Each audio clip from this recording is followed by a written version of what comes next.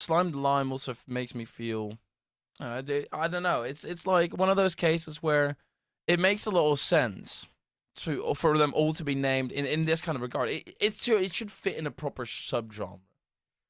Yeah, I mean, I guess. Dwayne, the rocks are in Minecraft at some point. Slimes are in Minecraft, and turtles are also in Minecraft. Absolutely. So Team Minecraft here today, taking on their opponents. And, well, I actually do believe that they are going to still have a pretty decent time at this one here, as we are getting down to the end of the season, as we are getting into game number 1 here. We're just about ready to start this one up, and looks like we're ready to go right here, right now. Concordia versus Colorado. Game number 1 has begun.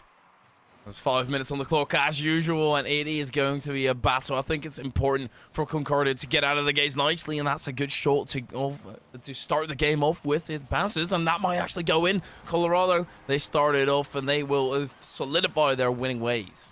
Oh boy, really quick out the gates here, finding themselves this first goal, and they do so without any sort of hesitation, a 50-50 to slay them off the ceiling and into the back of the net.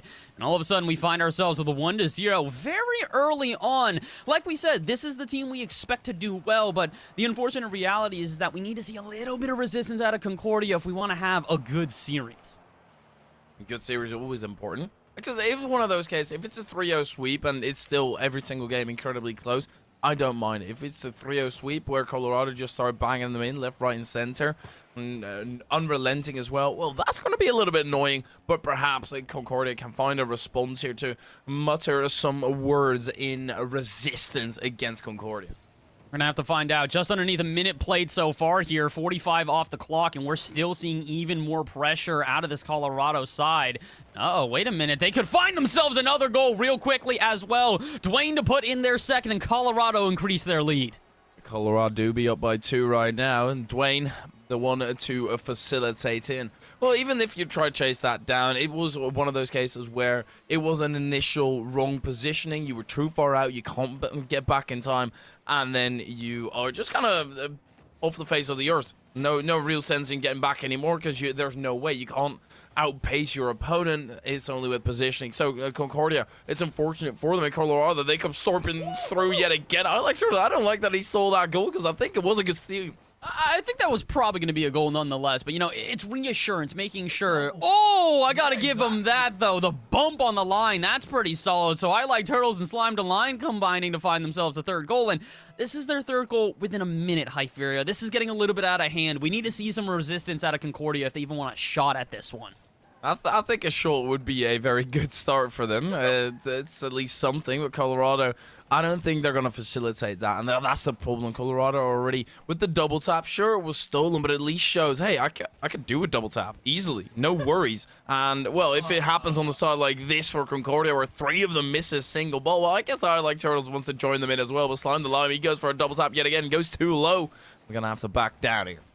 Getting a little bit concerned right now. Not only are Concordia struggling to be able to get out towards midfield, but their defense are making touches like that, constantly playing across their own box, and it's leaving them extremely exposed. They're definitely starting to break down the pace of play. We're getting to a point where it's no longer as volatile on either side, but it doesn't feel like that means Concordia are necessarily getting the offense they need here. 3 minutes to go. Plenty of time for them to try and adjust this, but they really do need to start putting shots at least on target. The first one there, not really going to rattle anybody as the defense easily turns it away. And when you have those teams that are always amazing in the final minute, and you think this team really can be something, it's insane. And Concordia could be shaping up to be a team like that as well, where they don't necessarily like the first minute, but their last minute, that's their territory, but they have to make up ground time and time again, and usually that's incredibly hard. And Rocket League against Colorado, well, they still want to make their first half theirs. It will be swatted away by Concordia, and actually going down the field, they will. That's maybe what they have to play on those counterattacks, because it could work very well. Getting so incredibly close right now. Shot after shot, starting to finally fire in a place that looks a little bit threatening in comparison to the Colorado shots we saw within the first minute here. They definitely are starting to find some resistance, but again, they need a goal. Something to give them some momentum, something to give them confidence, and oh boy, double commits out of midfield like that I don't think are going to help them. Chick can't get up to this one, so there should be a follow-up. It goes to the backboard. Where's the third player for Colorado? Just trying to keep it back in center, and Not able to get a shot on target, so I like this. Concordia starting to put up a decent defensive wall here, enough that they can turn it away at midfield and restart their attacker. Maybe not. Slime to Lime going to send this one up high and off the backboard. Who is there? Shot on target, and that will also hit the back of the net. Dwayne to put in a fourth, and Colorado to further increase their lead. I think we are showing signs of life, at least on the side of Concordia. Now, of course, they've just been slapped in the face, but they're still standing. Their legs are not as wonky as one could think, considering that first minute, right? That first minute was detrimental for them, and they want to forget about that. But the rest of this game has been very decent. Colorado, they're a very strong side. You can't forget that either. Sure, you're 1-6, but, well, there we go, Chick Hicks. You give them a little peck on the cheek.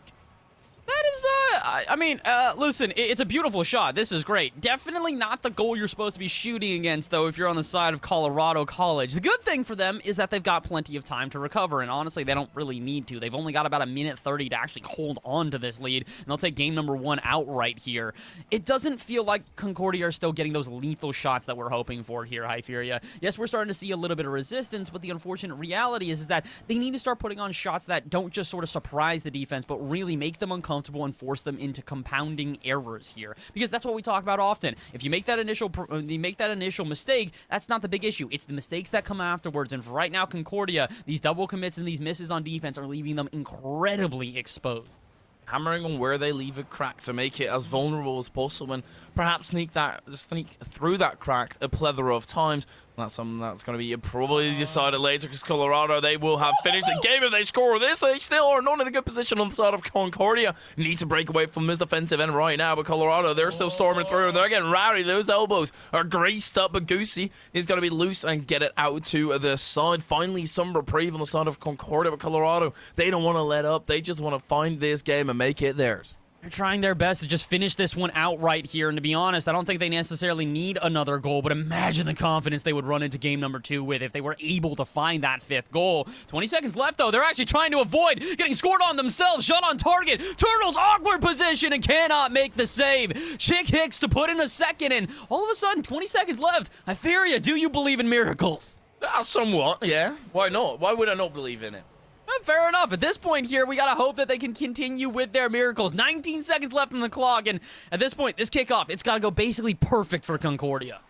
Well, perfect it didn't, but at least it goes down their end, and if they can remain in control, as long as they score above 1 second, because then technically you have infinite time, you do have to keep it up, but they're still hanging around in their own half, and I don't think this is going to be happening. Concordia unfortunately lose out that first game, but it is shaping up to be one of those ones where the initial minute was just dreadful, and the rest was actually a very, very decent back and forth here.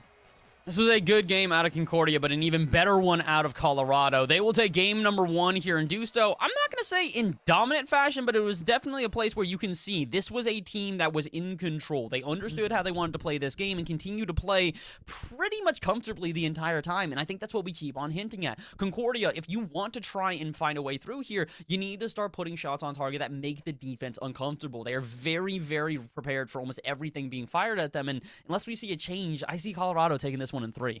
Oh, absolutely. I think it's a very simple statement to be making. It might be harsh towards Concordia, but at the same time, if you're coming into here 1-6, you're not necessarily going to be, for one, confident, which is also a big problem for those first minutes, because it's always that confidence, and especially with a lot of stuff behind us right now, and a lot of players coming out, confidence is number 1 on the board. You need to have it. Well, Colorado, they certainly do. It's just Concordia, and they need a good start to catalyze it a little bit, to light that flame. I mean, beyond just they need to have a little bit of a catalyst here, they need game number 2. I don't see them making a reverse sweep here. If Concordia lose this one, I almost guarantee Colorado will take this series overall, and they're putting themselves a step further. Opening up the scoreline here is going to be Slime to Lime. Yep, that is going to be unfortunate. Not the start that you were looking for, but it's all right. It's not, yet again, that first minute. It's unfortunate for Concordia. It keeps on happening, but, you know, you can move on. You can move through it and hope that you can leave it in the past. But Colorado, they just want to double up here, get a little 2-for-1 deal as they arc it through the sky. Unfortunately, they slice it too thinly and end up not changing the path whatsoever. They're not changing the path whatsoever here, but for right now, we're at least seeing a little bit less scoring than the initial first minute of the last game. I could eat my words here as Dwayne is trying to start up yet another offense here. Shots not firing on target, though. Concordia actually being able to turn these one away, but not get them out past midfield here. It's a lackluster shot, though, so maybe now Concordia can find a response. Goosey goes diving for that one, and Chick puts it back center. No one's there, though. Concordia sent their initial first man there in the corner. You saw the dive out of Goosey, so when the ball goes center, no one is prepared. What about for this one? Goosey's up, but so is Dwayne. Punches it out to the corner, and once again, Colorado survive. Well, only barely, though. They haven't survived fully. They're still trying to break through on the side of Concordia, but a big clear all the way over the top. That's going to land into the lap of Goosey, though. It's going to bring it and chug it out along the other end. Well, they do not tug hard enough. It's Colorado who get away with it. Well, Concordia, they just need to build another offense. That's right in front of the net. Dwayne scoring, and that's simple as that. Colorado, they do double up. Indeed, double up here, and they find themselves even more goals in their favor by the hand of who else but Dwayne. He's been the offensive powerhouse for this team so far, scoring 2 goals in the first game, and now finding themselves with their 3rd goal in the second. 90 seconds gone, though, not nearly as dominant out of Colorado here. Yes, they do have the lead, but we're starting to see Concordia actually start to build some offenses for themselves. I'd appreciate it if Dwayne was more the defensive end, because it would kind of be like Dwayne... The Rock. Yeah, that's sure. I mean, whatever. It doesn't matter. Sometimes you have preferences, right? Sometimes you do. And sometimes Colorado have a preference of scoring, so they will do that. Not right here, right now, to put us right back on track. But Concordia, they might be able to facilitate that for us. Slam the line, unfortunately, for Concordia is going to swap that out from underneath them and go out to the side. Colorado, are they starting up an attack? You need to be afraid if you're Concordia right now.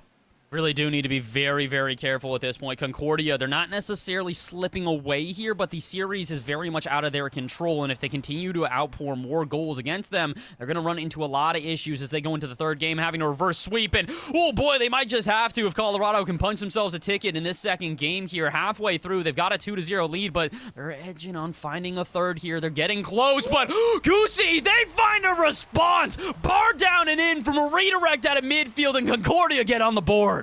Well, I recently started watching Harry Potter again. It's one of those moments where they receive a letter and the letter starts screaming at you. That is literally this. The Concordia, they've sent a message and it's literally screaming at you right now. Do something, Colorado. I dare you to return a response. So, well, they're going to have to turn their hand and actually put in some effort. Slam the line with a flippery second to get a second. Yes, he did. Freestyle in background must be engulfed there as well. But unfortunately, it's not going to be good enough because it does take a little boost. Then they might as well do it the simple way. But also that will be stopped by their own incapabilities. They're getting so incredibly close at this point here. Concordia are starting to find themselves some real good opportunities. They've spent a decent amount of time here against the Colorado half, but as you can see, Colorado quick to break out and quick to put shots on. They may not be on target, but what about the follow-up here? I like Turtles in the corner trying to find some resistance. Slime to Lime. No way, are you going to get this angle? Oh my word, through the air, finds a 3rd goal, and Colorado increase their lead back to 2. Slime Sublime. That is brilliant. A beautiful shot from an angle, going to arc it on in, and that is Concordia losing grip over this game, and with that, also the series 3-1. And they would be glad if they can make that a little bit closer going into what perhaps might be the final game if Concordia don't manage to swing this one in their way. A good shot is going to be swatted over the top by Colorado, and they're still holding on in defense. It's not one of those cases where Colorado, the only thing they can do is style an attack. No, they actually have a proper setup defense without anybody going too far away, either far back, being able to pick it up, but you do actually have to go for the ball. Oh my word, that was a lot scarier than I initially would have thought. It's starting to get a lot closer here. We're starting to get into these really tense scenarios back and forth. The issue is Concordia, they've only found themselves 1 goal here in this game, and although it was a banger, it had to be a banger. The only way they've been able to score so far has been off these spectacular shots out of nowhere, so they need to find a much more effective game plan. Going 1 from 10 from the field is great because you make such a great shot, but what about going 3 for 10 due to some consistency, finding yourself some better pass through this defense and finding ways to really continue making Colorado uncomfortable? That could have been a way. Goosey, a brilliant pass to the center, but unfortunately, the rest of the Concordia team was just not prepared for that center.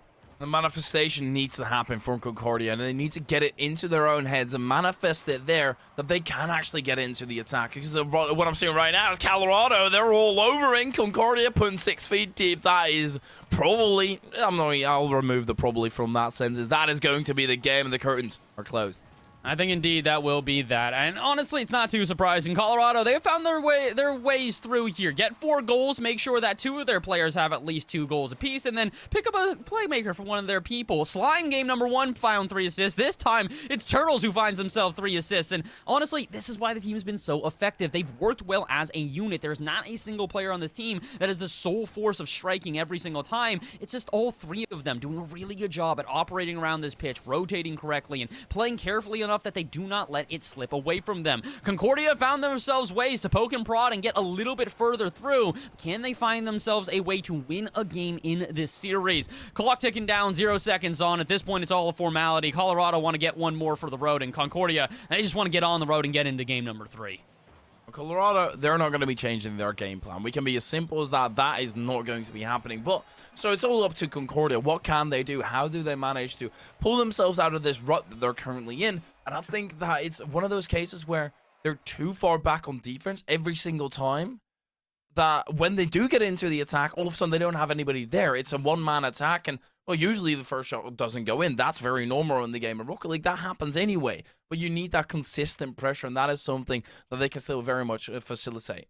I think at this point, they're starting to get that. They are starting to get some pressure, but again, like you said, it's consistency. If they do that 1 out of the 5 attacks that they have, okay, maybe that 1 attack is lethal, but what happens for the other 4? They've got to be careful here, because Concordia at this point, it is backs against the wall. They've got a single game left to try and turn this one around. Otherwise, Colorado will move into week number 9 with an unstoppable record.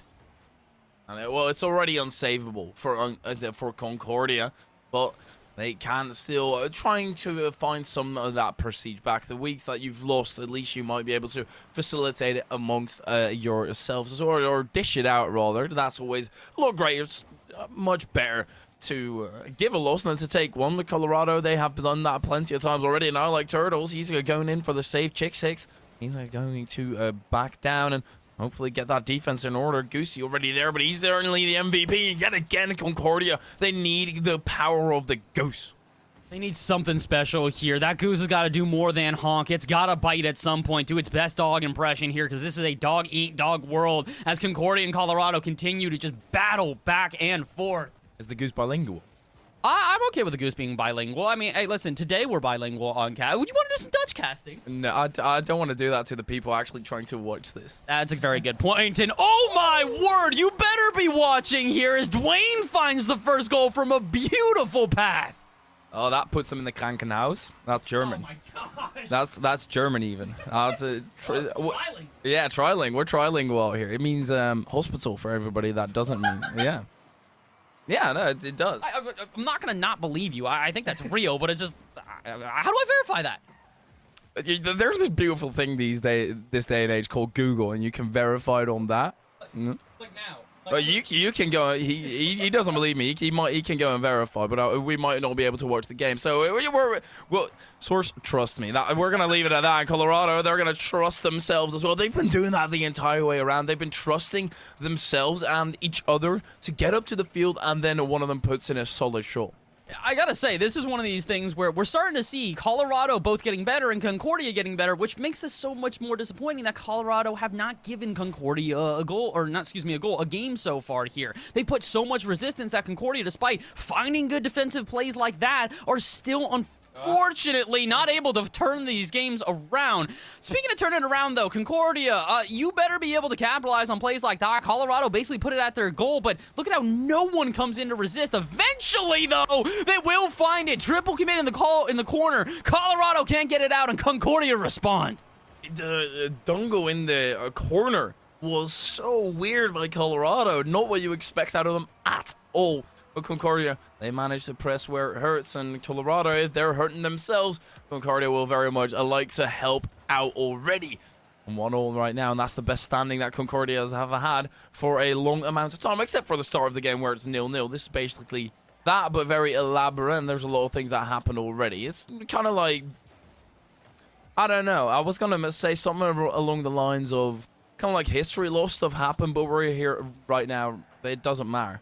I realize I'm going absolutely nowhere with this, and well, Concordia, they do need to go somewhere. Yeah, they're starting to get somewhere here, and at this point, I can't really blame you for getting lost in the sauce here. It feels like both teams are doing the exact same thing, just booming it back and forth, looking for some sort of facilitation of an offense, but really not finding themselves any sort of way through here. The midfield battle really becoming incredibly prevalent as Dwayne tries to break that up. A good boomer into the corner, but oh, he does pick up that 100. I thought it got stolen away, but it looks like Colorado should have a decent amount of boost as this one goes back to their own end, but a demo's going to open up some space here. This is an open net, but Turtles, they backflip on the line. Dwayne puts the shot to the top left corner, though, and Colorado will still find the lead. He saves his teammates' graces. That very, very gallant of him. So it'll save I Like Turtles from the embarrassment of backflipping out of I don't want to call it a surefire goal by any stretch of the imagination. It was still a very tough shot, and especially with zero boost, that's kind of what you have. You have the dead zone messing you up, and you panic. You miss the shot, but you don't miss the shot here, surely. Oh no, Colorado, another open net on Orion. That could have been the burial.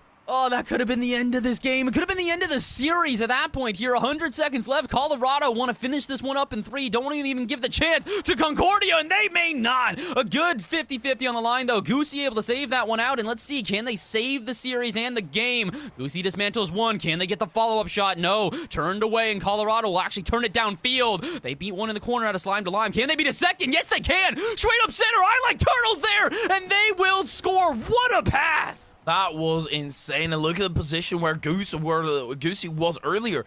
How he managed to get back to this was nutty to me. He didn't make the save, sure, but to even get a chance for Concordia to make the save, Colorado, they're just too nuts. They will walk all over and do a little salsa on top. Concordia, I don't think there's going to be much getting out of this match anymore. 1 minute 15 still on the clock, so I guess technically, especially with a double commit like that, you might just be able to move through the cracks, but the recovery by Colorado is way too good to actually use those opportunities, and you need to force it yourself, Goosey! I heard the cling in the distance. We're still going. We've still got a game on our hands here. Goosey finds themselves a second goal, and all of a sudden, with about a minute left here, Colorado are going to have to try and hold on. This has become a series, Hyferia. No longer was this a one-sided affair. Concordia is showing they've still got life in them yet. That's exactly what they need to be shown right here, right now. Let's see if they can do that. Uh-oh, but not if they concede a goal off the bar and out, but not far enough. Goosey will find the equalizer, and with a minute to go, we could be going to overtime. Oh, they're starting to blush now on the other end. They don't know what's hit them. They're getting frazzled, and all of a sudden, Concordia is showing up to give you a proper scrap. And it's time to get down into the mud, Colorado. Make sure that Concordia have no way to escape this sand, and submit them to the pit. In Colorado, they've had Concordia stepping up to the plate, though, and they're going to try and do that again. Concordia moving down the right flank, slowly but surely eking closer to that orange score, to that yellow net, and they manage to make themselves secure. They're getting incredibly close at this point here. Colorado understand that they're letting this series slip away from them, so what they're doing now is they're trying to find themselves a way to finish this off. You need to play defense, but not if the shots go off target. Concordia find themselves a golden opportunity and let it turn to bronze. And with 20 seconds left, we might be going golden yet again. Golden goal scenario basically has arrived, but Concordia can avoid it if they can find a goal here, or maybe they'd find nothing here. I Like Turtles find the shot off the bar. Where is the follow-up? Not going to be found. 10 seconds left. Colorado will keep on pushing. Can they find a shot? No such luck. Back out to midfield, and I think Goosey's just going to pop this one on target. Wait a minute. Someone's got to make the save. This is still there. Is anyone from Concordia there, though? No. It hits the ground, and we go to overtime. An incredibly important thing to notice there is that Concordia made one tiny mistake in the entirety rest of the game for those 20 seconds. Hold up. Wait a second. Dwayne, don't be silent on us now. Like Turtles still up in the air in Colorado. They will finish it 4-3 going into overtime. And what a slapper here. Off the ceiling they go and slime the lime to make sure that that manifestation is not going to happen except for their W. And they will take it. Colorado wrap us up in 3, avoid game number 4, and continue with their impressive record. Looked like for a second we might be getting a good back and forth, Hyferia, but the unfortunate reality is that at the end of the day, there can only be one winners. And the team that came into this one 5-1, taking it, not too surprising. The bigger surprise, though, I would say, Concordia looking very solid in that game number 3. Yeah, but it's only game number 3, and that's the unfortunate part. You don't want to look solid for, well, 1/3 of the match, and even in the entirety, what I was going to say, but couldn't even finish because they started styling, is that they had more of those one-offs. They couldn't necessarily find that sustained pressure, and if there was a single error, that sure might have not been great, they would have figured it out rather easily on the side of Colorado, or if the side of Colorado, and on Concordia, they struggled and sent themselves into a tizzy for about 30 seconds, right, trying to get out. The unfortunate thing is that the comfort seemed a lot more in the side of Colorado. They were by far more comfortable moving both on offense and defense, and while we did see these miraculous plays out of Concordia occasionally, it wasn't as consistent. It wasn't as often that we were seeing the things that we were seeing out of Colorado throughout that game. So, unfortunately, they're going to probably not make playoffs. Concordia look really good here, but considering we've only got about a week left, they don't really have enough time to turn around their season. But for Colorado, good luck to you guys. I can't wait to see what you guys do in playoffs, and I can't wait to see you beautiful faces in just a little while. We're going to take a quick little break, but when we return, we will have our second matchup of the night. You are not going to want to miss it. It is more in-person casting. There's more Bass of the Past and more Hyferia when we return. See you real soon.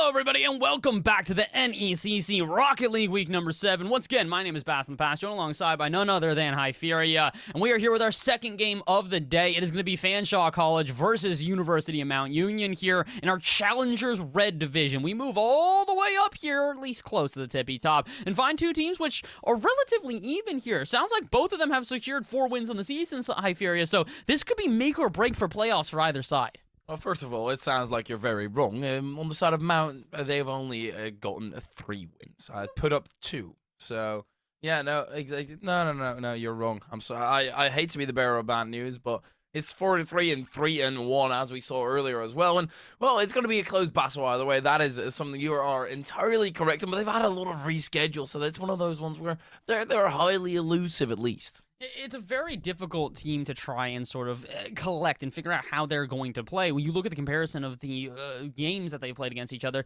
very similar results here. Both teams taking wins over Northwood Black in a 3-1 fashion here. In addition to that, you also can see a couple other close games out of OTSU, a 3-0 from Mount Union versus the other side from Fanshawe. They also 3-0 them 2 weeks ago. So it's one of these things where both sides are very capable. It's proven that they have the ability. It's how do they show up on the day, though, because like we said, we're close to playoffs. We've got a single week left after this exact week here, so this is going to be make or break for these teams, and if they're not able to get a win at this point, it might literally kick them out of playoffs.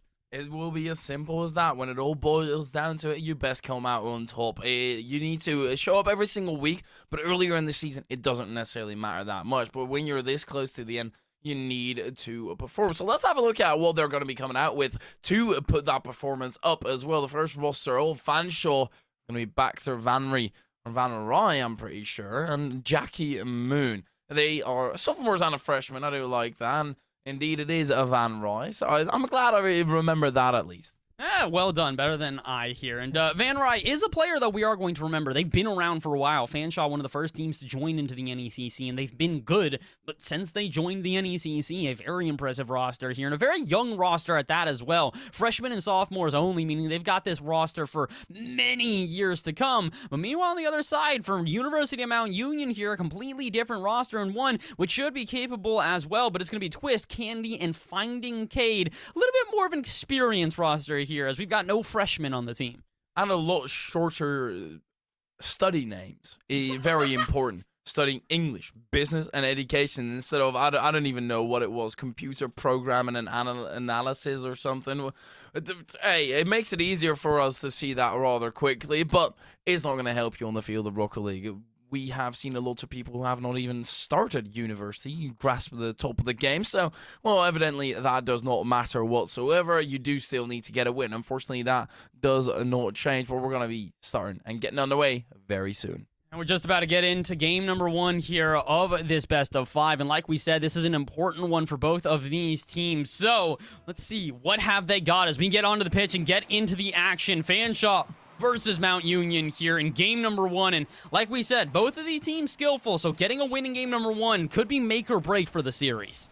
Well, that's going to be a big task up ahead, but at the same time, to put it into perspective, game 1 can also mean absolutely nothing with Candy. Oh my word, had he had a little bit of boost, he would have been able to close that gap and make it a lot easier for himself on the double tap instead of leaving it itself up to Faith. Van Rye getting it out, but Fanshawe, they're already under heavy scrutiny in Mount Union. They're pressing the charge, leading it, and at least getting that first game from the initial 30 seconds of exchange in their favor. Just back and forth so far here. No one really putting on a threatening shot thus far. Backstar trying to make me eat my words as they bang one into the other side, but no follow-up from anybody here from Fanshawe here. Really does feel like it's a lot of one-and-done offenses, which is not only the worst, it's not always the worst thing to see. Sometimes you just feel this little bit of feeling out period from either side. Cade, I don't know if you're really going to feel out much if you own goal there, though. Luckily enough, they're able to avoid that disaster, but about a minute into this one, everyone's avoided the goal altogether here. No one really putting on a solid shot. The midfield battle pretty much been the only place that we've seen any resistance out of either side. Except at the very start where Mount Union were actually pressing on just a little bit, but apart from that, indeed, it has been all finding that midfield. And yeah, there's 2 ways that a game 1 can go. It's either you have a heavy shootout, both sides conceding and making mistakes and all that, and they'll figure it out that way. or they do exactly what's currently going on, and that's taking a bit of a slower, shorter approach and making sure you have the general overview of the pitch. But in the Jackie, it's time to rip a shot at some point, and Fanshawe, they're going to do exactly that, man. Union, they're down by 1. They find themselves down not too early in this game, but definitely at a critical point. The first goal being found here is really going to set the tone for the rest of game number 1. The fact that Fanshawe have been the ones to do so from a goal like that means Mount Union need to find a quick response. 3.5 minutes remaining, plenty of time for them to do so, and maybe they don't even need that amount of time. Off the bar and out, a ripper on target, and follow-up, not as much of a ripper there. Finding Cade not really able to find much resistance from the side there. But Fanshawe, they look comfortable right now, but how comfortable are they here as Mount Union really start to put on the pressure and start to develop even greater attacks? They're putting the screws through them right now, and, well, Fanshawe, they are at least having the first blow. It landed. Mount Union, they are looking to come back, and Mount Union, they have been in the attacking end more than Fanshawe, so at least they've got that going for them. They don't necessarily have the same accuracy, though. Fanshawe being brilliant on the conversion. Mount Union, it's their time to start an offense, currently in the other side, and Jackie Moon, that's going to be a good pinch all the way out and giving them Fanshawe so much reprieve, so much of a relief of pressure. And Mount Union, they got to start it right back up, but they give the ball away. Do give the ball away here, and that's kind of what we've been seeing is back and forth. The possessions have just kind of been trading on either side here. Wait a minute, that's open. Is that going in? Fanshawe find themselves their second goal, increase their lead. Van Rij just finds this out from midfield. What happened to the defense? It's separated into thin air or something. I have evaporated, and probably a good word as well. I don't really know. They were not there. Mount Union left it completely undefended. That allows Fanshawe to put in the second. Lethality is great on the side of Fanshawe, and they're even starting to whip out the musties. Hello. Okay, I thought this was supposed to be a close game back and forth. When all of a sudden did Fanshawe find enough confidence to believe they're going to take this one in 3? They're going for some rather intricate shots, and here's why you got to be careful. That one just a little bit off target, but Mount Union is not a team you want to start getting experimental against. We talk about this often in Hyferia, fundamentals, and right now, as much as Fanshawe do have the lead, they start to break off, and these little bit of rotational differences start making some more intricate shots. It could leave the door open for Mount Union to find a response, and did they find a response right here? Moving into the other half rather effectively. Twist got a touch in the corner here, puts it down center. Where's the follow-up? It's on target, and Candy finds the first for Mount Union. He'll take you to the candy shop, and Twist there to facilitate the broad walk for it, putting out the red carpet, and that's a beauty of a shot. Twist and Candy making sure that Man Union actually have a chance back into this match yet again. It's only game number 1, but it's been heavily fought over, and Fanshawe, they want to dish out at the other end directly and make sure they find that safety net again. Good demo to open up. Baxter, he might be able to pass that off, lob it into the box, but it's only going to be at the very close end of the goal. You're not going to be able to slice that angle. Unfortunately, at this point here, we're starting to see a lot of this. Fanshawe going for some rather intricate passing plays to the center, or at least passing plays that will threaten the Mount Union side, but they're doing so at the risk of leaving themselves exposed on the other end. And indeed, they will be exposed for the second time in this game. Twist to tie us up. The pinch not going correctly, not going greatly, and that is an icy shot as well. Twist arcing it all in. Basically the soccer or the football equivalent of having it roll on the rink for a long amount of time, and then in the end it will trickle on down to the center and hit every part of the woodwork. But Fanshawe, they don't necessarily care about the woodwork, put it on target, but Candy still there to defend it. Van Rij now down the side, yet again that left flank getting attacked. Fanshawe, they do like they have a preferred side, I feel like, and that's the left side. But it's not coming to fruition in Mount Union. They very much just go straight down the center. Whip it out to the right does Twist, though. Do whip it out to the right here, but can they whip it back center and find themselves another goal? It would be a 3-goal swing at this point here. The first 2 from Fanshawe, and it was looking like they were not only going to win this game, but run away with it. They still could. Some more shots being put on target here, some more pressure being put on, but can they find themselves a way to close it out before the end of regulation? Well, this could be it. Twist gonna get that one on target after Candy perfectly centers it up. With 10 seconds left, they don't have a lot of time to waste, and they don't have many more shots to put on target. Jackie actually instead might give the final offense to Fanshawe. No such luck, and 2 players up off the backboard. Where's the follow-up? Twist has an open net, and Mount Union on 0 seconds will take game number 1.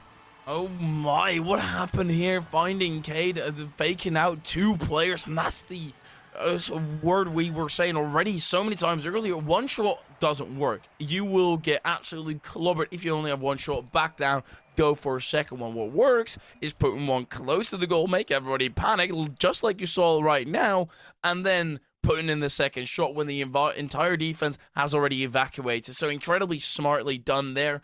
They do need to move on because Mount Union, even though they won the game, it didn't necessarily look as if they had their back end covered the entire way through.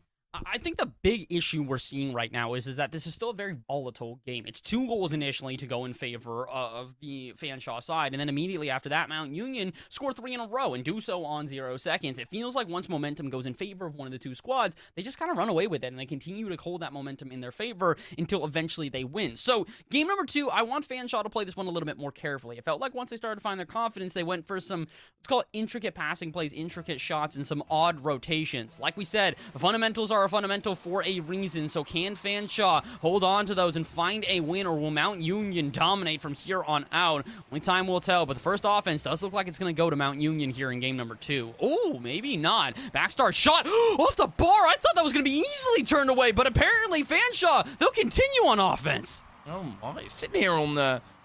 What was this? This is day, right? Forbidden Temple Day. That's brilliant. That's a beautiful map, and that's a beautiful shot as well over the top of Baxter. Able to keep the 0 in place on the side of Fanshawe, and they might be able to bring it down the other end. Mac and Jackie Moon off to the backboard. Van Ryn. Oh my word, what a combination! Baxter diving out the depths to dump it into the back of the net. Ooh, ain't that something special here, especially when you get 2 players to commit on that first ball. Recognize you don't have a shot on target, so what do? Put it center. If they're going to double commit, that easily gives gaps for the offense to play a little bit more aggressively, and Fanshawe recognize that. Like we said, Mount Union don't look perfect on defense. Do they look bad on defense? No, not by any stretch of the imagination, but the unfortunate thing is that if you're going to play at this level of Rocket League, any little mistakes on defense could be the ones that determine the game. And oh, speaking of mistakes on defense there, Fanshawe push a bit too far up. Mount Union now have a chance to possibly counterattack. Double commit. Where is Twist? He gets it out to the corner. Jackie Moon, the only one back, and they will pop it high and buy time for their team. But as we can see right now, Hyferia, I think this is going to be an offensively based game. Both teams are throwing everything at offense, and the defenses are looking a bit shaky because of it. I think the previous series that we had was perfect to start this one off with because... Well, what basically happened in the previous series, it was Concordia versus Colorado, and Concordia were very much struggling in the initial opening minute or the opening of the game, and then they started accelerating. I have the same feeling that will be going on with Mount Union. They already did it in that previous game, and yet again, they are finding themselves in a downward position against Fanshawe, maybe even double up. Fanshawe, no boost on the tank of Jackie, and also no angle to be shooting at, but Mount Union, they need to stay in this game. Good pass across the pitch, back to Candy Guy. That's a brilliant shot, but the shot unfortunately saved down. The save was even better. Getting so incredibly close here. Another one ricochets off the bar, and so does the follow-up as it is spiked up high. Mount Union definitely starting to find some resistance here, but this was the issue we saw in game number 1. It took them a while to start putting lethal shots on target, and as that one goes off the backboard yet again, the problems continue to persist here as...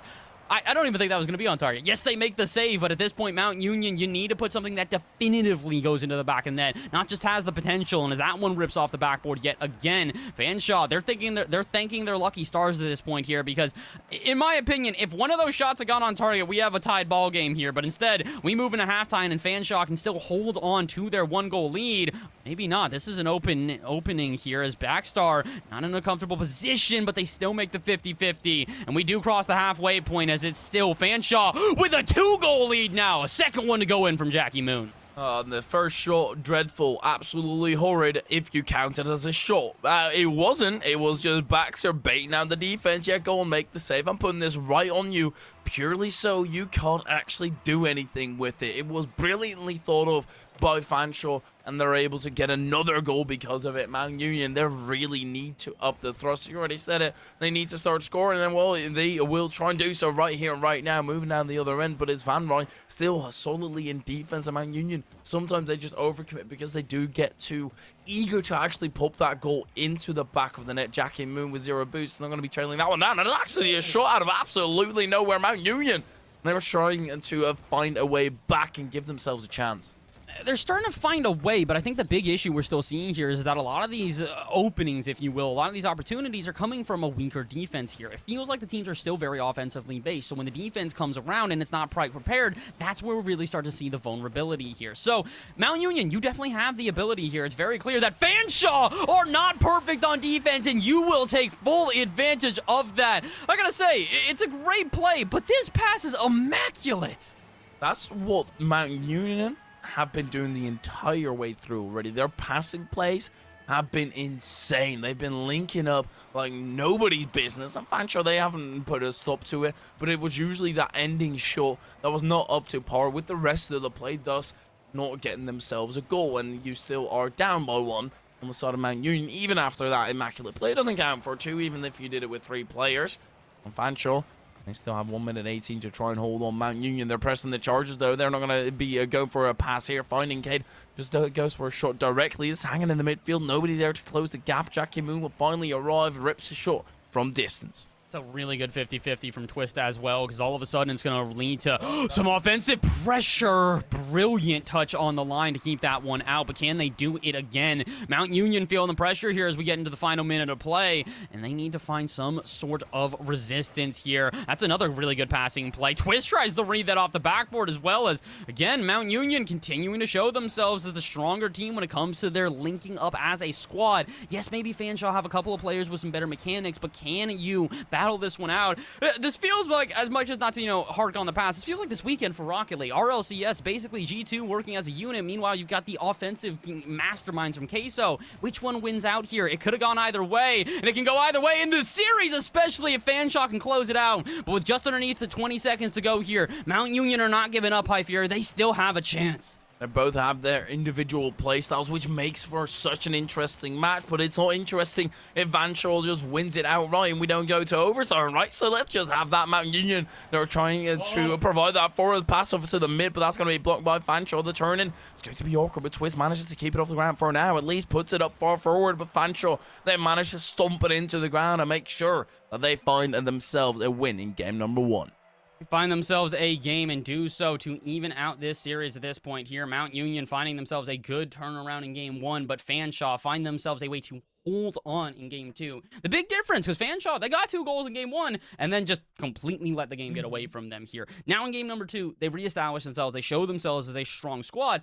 Question is can they do that throughout the rest of this? Because it still feels volatile, very back and forth. I have no idea who's winning the series, and to be honest, I don't think either team does either yet. I don't want to know. I don't want to. You don't want a spoiler of a show. You want to see. You want to figure out along the way as we all go on. But there are certain factors at play, absolutely, that that you could very much mark as a favorite because they have that trait. Fanshawe, they have got the team play. They know how to play slow, and then they know how to capitalize upon mistakes. Mount Union, they've also got that team play, but they'd like to do it more in a pop-off regard. But the final shot has not necessarily been working for them, but they do have it as an opportunity. So both sides, there's certainly something to be said about it. Now it's just to speak it for yourself on the pitch.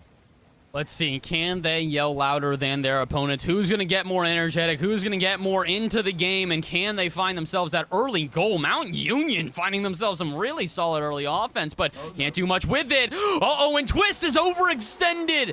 Fanshawe catch Mount Union creeping a bit too far off their half, and it will cost them. Twist like Oliver, you ask for too much, and well, it's not going to be ending great. Unfortunately, sneaking up too far to the pitch there and not necessarily getting what he was looking for either. He wants to connect in that rotation, wanted to facilitate the attack, but it's tiny misread of the current standings in the attack of Mount Union. But hold up, a double tap. Oh, it's off the crossbar. That could have been nice. Still another shot coming through, and Twist does it with a bouncer, makes up for his creeping up, and well, he does it exactly by doing the same. Rinse and repeat, creep up again. Hey, listen, man, every once in a while, if it works out, it works out. And for a team, when you get yourself, that one play, it's a little bit risky, it doesn't work out, you get a bit mad. You get ready, you get angry. That fire underneath you gets lit, and I think that's what's happening for Mount Union here. They're finding themselves more resistance, so can they find themselves a way to win this third game and really turn around the series? I'd like to hope so, but again, it's not up to us. It's up to the defense. Wait a minute, that's off the bar. Fanshawe almost find themselves a completely open net, and Mount Union, I get it, your offense is looking solid. That does not mean abandon defense. It certainly doesn't, but it does make for an interesting game. Yet again. Well, we were talking about unabounding defense. Luckily, they've still got some that never leaves, and that's the woodwork. It will always stay in its position. Fanshawe, Jackie Moo making everybody awkward. Fanshawe, they can't break through, though. Manboy even was up in the vicinity. Now it's Twist needing to punch a hole, puncture the defense of Fanshawe, which is not, unfortunately, managing to. I'll say, unfortunately, that is speaking for their respective sides. Anything that happens to Fanshawe is obviously unfortunate for Mount Union and vice versa as well. And this is very fortunate for Mount Union being able to break out and actually fake out as well. That would have been something spectacular. The issue for Mount Union there is I don't think they communicated that effectively. The fake was brilliant, but they had a second player up for it. So if you're going to fake low, make sure you have someone on the ground ready to rip off a shot as the follow-up here. And, well, no follow-up will be found. They'll at least keep it on the half, though. Mount Union put on the pressure. That shot goes off target from Twist, but where's the following up from finding Cade? It is nowhere to be found. Candy actually the one on the back half who just plays it a little bit patiently. Maybe a bit too patient here. They got to try and keep this pressure up, find themselves another response as we can get down to halftime, and Fanshawe seem to have their own response as well. They're merging into offense here, and Candy not able to really go far with this one. A lot of 50-50s being thrown around here as Fanshawe diving out at midfield. Again, volatility still feels like it's an all-time high. We may be in game number 3, but it still feels like we're a little bit in that feeling out period that you normally see in game number 1. I guess it's a rinse and repeat every single game. They got to feel each other out because as soon as one of the teams start popping and being able to use their particular playstyle properly, efficiently, that game is going to be curtains either way. You're going to be out. So every single time you try for that opportunity of, hey, maybe this gives us the space, but if everybody gives each other space, well, nobody really will be able to force their playstyle upon their opponent unless the playstyle is exactly that, making your opponent wait. But Mount Union, they do not want to wait around anymore. They actually, damn, on the back board, they can't wait around. They need to hurry back, but nobody has got the legs on them. Nobody close enough, and Van Roy is going to get the favor in their side. I gotta say, this is all Van Rye as well. It's completely his reasoning here. He gets that demo on the back end, and that is enough to completely open it up. So I'm glad he gets credited with the goal there, and I'm glad that Fanshawe are showing themselves a little bit more consistency here in game number 3. It's not perfect play, but at the same time, we don't need them to play perfectly. If they want to try and send all of their cards into offense, their defense may not necessarily need to be as on par if they can just control this midfield, and they're doing that on repeat. Fanshawe not letting Mount Union out of their half, and it's because of plays like that. Drop down pass to Van Rye, almost able to get put on target here, but 90 seconds to go. They do need to be careful. Good interruption from Van Rye will at least turn that offense away, but for how long? Mount Union starting to mount up a very solid attack. You need to pick one of those picks. You can't just go around and hoping that everybody walks into your store and still will keep on buying things if the quality is not great. So Mount Union, they need to make their quality great, and that goes into the shots. They need to up those shots and actually make it a higher accuracy as they do that right now. But yet again, it's slightly wide. Jackie Moon was caught off guard with the rotation and didn't really have too many places to go to. But unfortunately for him, the exact place that he wanted to go to was where the shot was. Shot was there, but can they find some more to add on to it? 45 seconds left, and Mount Union are definitely starting to find themselves more time spent on this Fanshawe half. But again, it's not about putting on an initial good shot. It's about keeping up the pressure until you find a crack in the defense. As we've stated multiple times, the defense is not always prepared, so can you take advantage? Fanshawe not able to take advantage of that one there. Mount Union, a dropper low, probably left them exposed, and same with a pass out to midfield, but it seems like Fanshawe don't want to try and overextend their hand here. I don't really blame them, because with 15 seconds left and the lead, they don't need another goal at this point, Hyferia. All they have to do is hold on. Well, hold on is the name of the game, and that might be so much easier for Fanshawe if they actually get this goal. They're currently in attack. Mount Union needs to hold off and actually move the ball across the pitch straight down the center. There we go. Back to his own backboard. Does he have to boost the trailer down? It's going to bounce downwards, and Fanshawe, they will take the game yet again. Looking solid, looking very consistent. They're looking extremely consistent, and that's a big difference, I would say, at this point here, is that Fanshawe don't necessarily look as uncomfortable as game number 1. Yes, their defense in certain places does leave some gaps, but they're quick, and that's the big thing, is that when they get back to the defense, when they're quick enough to get there and really make up for those gaps, that's where everything goes right. So at this point here, I would say it's really more on Mount Union. They need to make some adjustments. If they make the adjustments, this series is still within reach. If they continue to play this volatility, I don't know what the word is, whatever word. I don't think it's... It sounds wrong, but I think the sentiment is there nonetheless. They need to find some consistency if they want to win this. Yeah, Mount Union, there's no way around it. You might get a bit fortunate because I think game one spells that out perfectly. Yeah. That consistency, the sinus graph, if you will, just up and down, peaking left, right, and center. You need to make that consistent, or at least have enough peaks, I guess, in the graph. For Mount Union, they're already starting on the back foot. It's an awkward clear away. It's a decent one, but it is straight down the center. So Fanshawe, they are able to pick that ball back up and continue the attack. The clear needs to be solid, and it has to actually find yourself some time to breathe.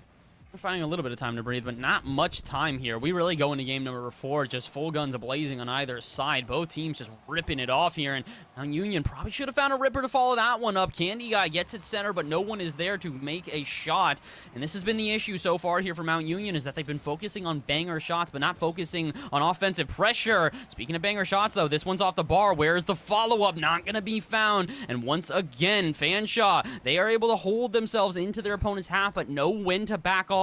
Notice how 2 of their players are all the way into their own half. So I think Fanshawe, they're starting to find their rotation. And Hyferia, if Mount Union don't find one to counter it, this series could be over. There have been a few touches already on the side of Mount Union that I let slide. I wanted to keep it in the past, but because it's still persistent, it's a very consistent part of their gameplay. Not the one you want to see, but Candy Guy carries it all the way down the field, gets stopped at the goal line. They're still not done just yet. But Mount Union, they have a few odd touches, and that's usually because they try and go for the pop-off play, or at least for a immaculate touch. They find a, well, where it's a case of if you don't get an immaculate touch, it's going to be a detrimental one. There's no in between, and unfortunately, they don't necessarily have the consistency to find those immaculate touches, thus facilitating themselves with detrimental touches instead. Oh, hold up. Oh, never mind. Okay, they find themselves something here. Mount Union find an open net, but I'm a bit confused. What happened here? The defense has been so prepared. Van Rij just misses a 50-50 out of midfield. Honestly, that's got to hurt if you're on the side here of Fanshawe.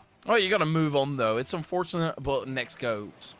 We're going to have to find out. GG go next year as we get into the next kickoff. And honestly, last time this happened, though, Fanshawe, they found a fire lit underneath them. They really started seeing the light at the end of the tunnel and started chugging along towards it at Mach 7 speed. So can Mount Union maybe avoid that this time with the way that Backstar is getting these 50-50s? I would think not. But if they can find a redirect out of midfield, maybe Mount Union can find a way to actually increase their lead. Jackie Moon trying to take that away, though. 3 minutes to go here in Fanshawe. Definitely moving a bit quicker around the pitch. It does seem like something has been lit for them. Oh, Baxter almost lighting the goal with a shot. It was at least lit with a shot, but not making its way through. Mount Union slowly but surely creeping up yet again. Candy Guy taking off early to continue the attack, but unfortunately that works against them. Jackie Moon now off to the center where they've returned back in time. Mount Union are able to hold on to the defense, even though it was with a double commit. Baxter, his positioning doesn't necessarily allow for him to continue even further. Mount Union, they're slowly but surely starting to find more reprieve, but now it's Backstar and he wants to bump you out of the way. You have to evade it. And now Van Rij as well. He went wide.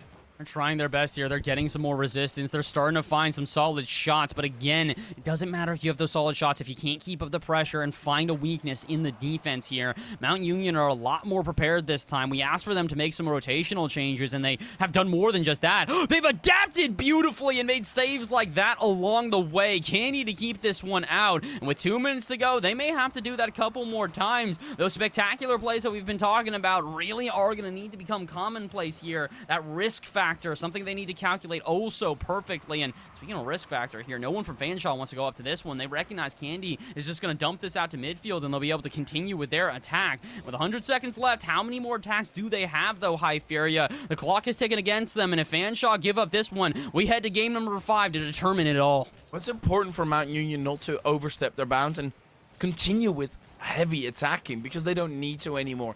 I want to see them not change and adapt massively, but take a bit of a step back. Don't necessarily yank it out of defense. Keep it in a little bit of control. Make sure you can still clear it out when you need to, but you want to make sure that Fanshawe, the way they've been getting goals, they've been bagging them for themselves, is when you have been pushing up too close on the side of Mount Union, so just prevent that happening. That being said, the goal is open for just a second, and Fanshawe, they don't manage to find that split second of opportunity. They're trying their best right now. It really is clear that Fanshawe, they want this goal, and they want it desperately. Wait, are they going to find it here? This is open, but Jackie puts it off target. No, they do not. Intricate beyond compare. A pass to the center, and Backstar reads it. Do you reckon this was actually intent? 100%. No, it wasn't. Calculated.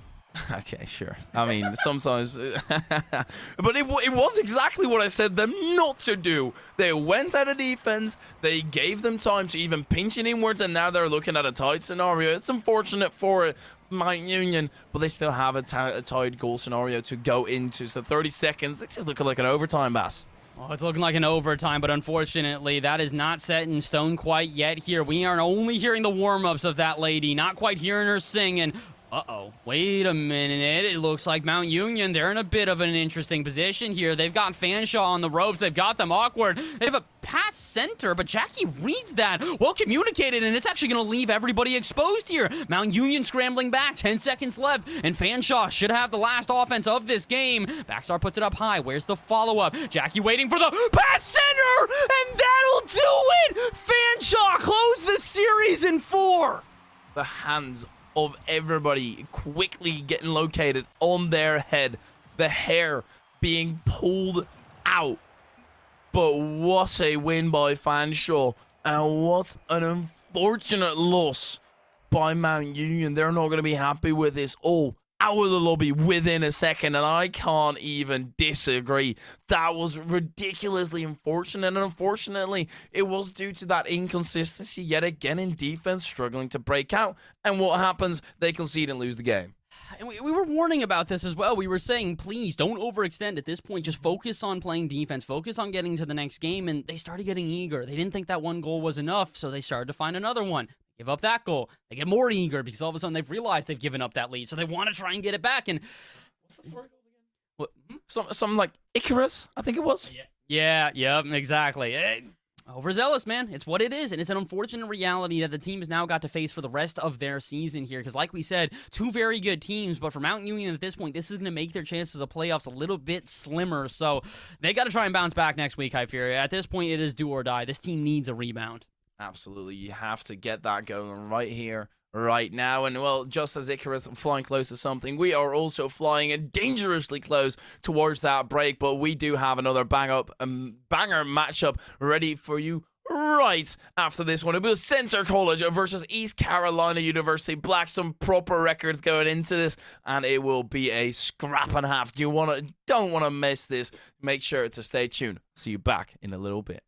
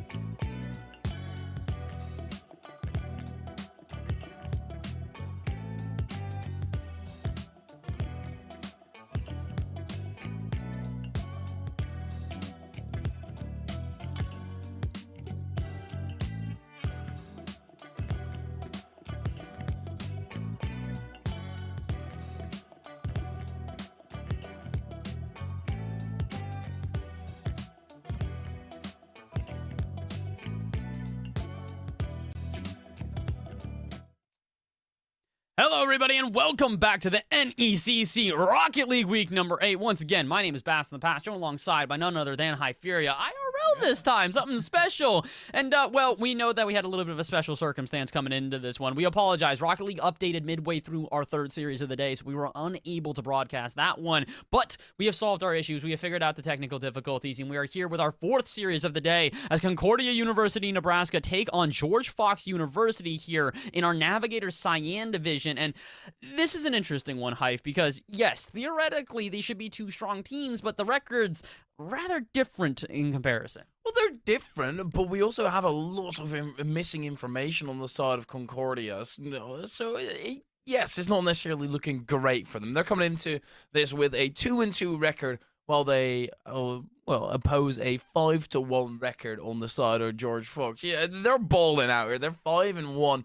Looking solid. Their only loss has been taken in week 3, and well, they did it with a roster, of course. But we're gonna look at the roster of Nebraska first, see who they're fielding today, and make sure that we actually get some familiarity on who they're playing with. Yes, indeed. Concordia, Nebraska is going to be playing with Vuelo Master, E-Man Football, and J Clow, which we're going to probably be calling J just for most of the day, just J Claw instead. But yeah, another interesting team here as we've got this single senior with the two freshmen, so it's a rather interesting lineup, not just because of the fact of that, but also this is a 5-man roster. Both of these rosters here today, we could have seen any trio and it would have made sense. Absolutely. And the problem with a 5-man roster at the same time is one of those things where, well, you can't really have that chemistry the entire time. But, well, let's actually look at who they're properly putting on the pitch today to represent themselves as George Fox, Snorlax, and Big Shrig and Sweats. Simple stuff. Big Shrig and Sweats. I like those names, but with numbers, sometimes it gets tough. Sometimes the numbers make it a little bit more confusing here, but I think for these guys today, they're not going to be all too confused. Again, George Fox come into this one the heavy favorites at 5-1. So it's really all going to come down to that first game, because I do think that if we can see a little bit of resistance out of Concordia University, Nebraska, we'll see a good back and forth. But the issue is that they haven't necessarily been able to do that. In the wins that they do take, it's usually they don't walk away unscathed. A 3-2 win over MSOE and then a 3-1 win over Co College means that this team is not used to losing that initial game and then having too much resistance. They have to get that initial win in, because if they do lose that initial game, they go 0-3 like they did against the BU Wildcats. They go 0-3 like they did against Grays Harbor Jokers. And again, this is something that I think George Fox are used to. They have taken 3-0 wins this season, including over Co College, including over Morningside Esports JV team. So this is one of these things where, Hyferia, I think if we want to see a good game out of Concordia University, Nebraska, they need to hit the ground running. If they do not, they're going to run into a very difficult and a very prominent George Fox team that, in my opinion, they want this win to solidify themselves a playoff position. It's also important to actually step up in the rankings in that playoff. Well, for that, you do need to play off the match in first. And we're going to get into that 5 minutes. We're on the clock, but we're hopping in there right here, right now. George Fox on the orange side and University of Nebraska on the blue side. And E-Man already moving down the other end. Potentially an opportunity. I think it's important here for Nebraska to start off properly, to start off rearing. Yeah, I really do think that we need to see a solid start here out of this team to really build confidence, build momentum, and build themselves even a possibility to get into this series. But again, we don't want to underestimate the team too much here. As good as George Fox are as a university and as an esports club, there is still an ability for Concordia University to take home a win here. They have done it multiple times throughout this season, and although the last couple of weeks haven't necessarily been completely in their favor, their last week was a win. They did beat Co College, and that's a team that also George Fox have been able to beat. Only difference is George Fox did it in a sweep. Concordia University Nebraska did it 3-1. So it is one of these things. They should be both capable teams, but who's going to be the first to score? It will be George Fox University. Sweats to find the rebound. There we go. That's a brilliant start. Exactly what they needed. And it does cement them a little bit, but it's only a little bit, right? There's plenty of room, plenty of space for Nebraska to find this comeback and to facilitate it for themselves, but they do need to start moving. They had a few offenses already that seemed fruitful, but in the end started going awry. But it's okay. You just need to move through. As Big Trig puts it down at the other end. J Claw, and that's an open net. Oh no, there's still the accuracy not there. trying their best. They're getting close at this point. We're starting to find a little bit of resistance, but the issue is that it's only resistance in defense. They need to start finding some offense, and they need to find it quick here as more pressure is going against them here. All of this side starting to really feel as George Fox continue to put shot after shot after shot on target. Maybe it can go the other way. Maybe we can see a response here out of Concordia. No, just a shot that ends up going nowhere. A couple of demos will interrupt that all the way out of midfield here. And with 3 minutes to go, we're starting to see George Fox just kind of dominate right now. They're moving around this pitch rather comfortably, but they do need to be a bit more proactive. Letting the ball drop in front of their net and not going for these 50-50s could leave them exposed, and indeed it will. Vuelo to find the first.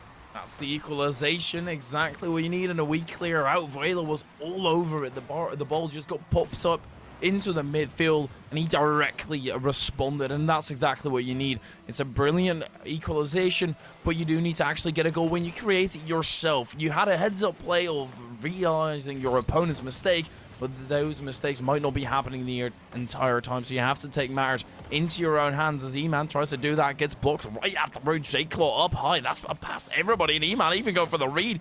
Unfortunately missed it by just a bit, but his own shot will be followed up by himself. Vuelo finishes it up. How do you own goal from this angle? This is actually impressive, to be honest here. Even being able to find that big Shrig just rings it off the bar and sends it into his own net. And I can tell you one thing's for certain, folks. That was not the objective of that play right there. But the good thing is they've got plenty of time to rebound here. George Fox are only down by 1, and with just about half the game remaining, they can equalize within the blink of an eye. They're trying to do so right here, but it does look like we're running into a bit of technical difficulties, so hopefully we can get those resolved pretty soon. Looks like we're back on the pitch, and it does look like, unfortunately, George Fox have not been able to equalize here. Like we said, though, they've got plenty of time, plenty of space to work with, and I will say, George Fox do look like they have the more efficient offense of the two. The efficiency is a big part of Rocket League. There's a certain balance that you want, that you need with J-Claw. It doesn't matter how accurate you are. Surely you're just going to run home this open net, and exactly that's what it does. Brings it to the point of destination, and it will count towards their score. They will tally themselves on 2 on the trot. I'm a bit confused right now. This is a team that I expected to do rather well, and then all of a sudden, we're seeing them really struggle to hold on to a good defense here. George Fox playing rather sporadically, and I think it's leaving them exposed for places where Concordia can easily find a way through. The unfortunate thing for them, though, is that Concordia have not found themselves a solid win quite yet. They've still got 2 minutes to go, and considering George Fox are getting close to finding another goal like they do right here, they are still not out of the woods yet. 2-3 as George Fox find a response. A second of uncomfortability in the defense, and yet again they managed to capitalize upon that mistake. That's been their game plan, capitalize upon mistakes. But my point still stands. You need to facilitate yourself continuously with those offenses. They've got 2 minutes to try and get that. J-Claw is going to get taken out of the game entirely. Sweats blocked off right at the routes. Decent shot there, and Sweats unfortunately missing it. Vuelo, a beautiful name, by the way, Vuelo. It really rolls off the tongue.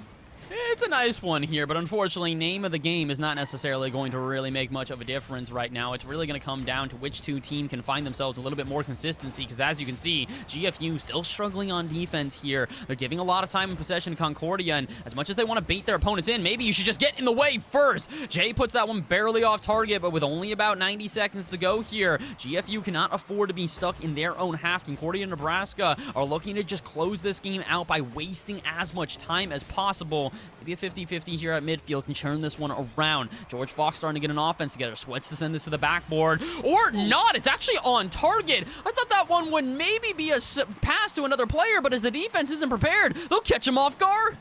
Out of nowhere.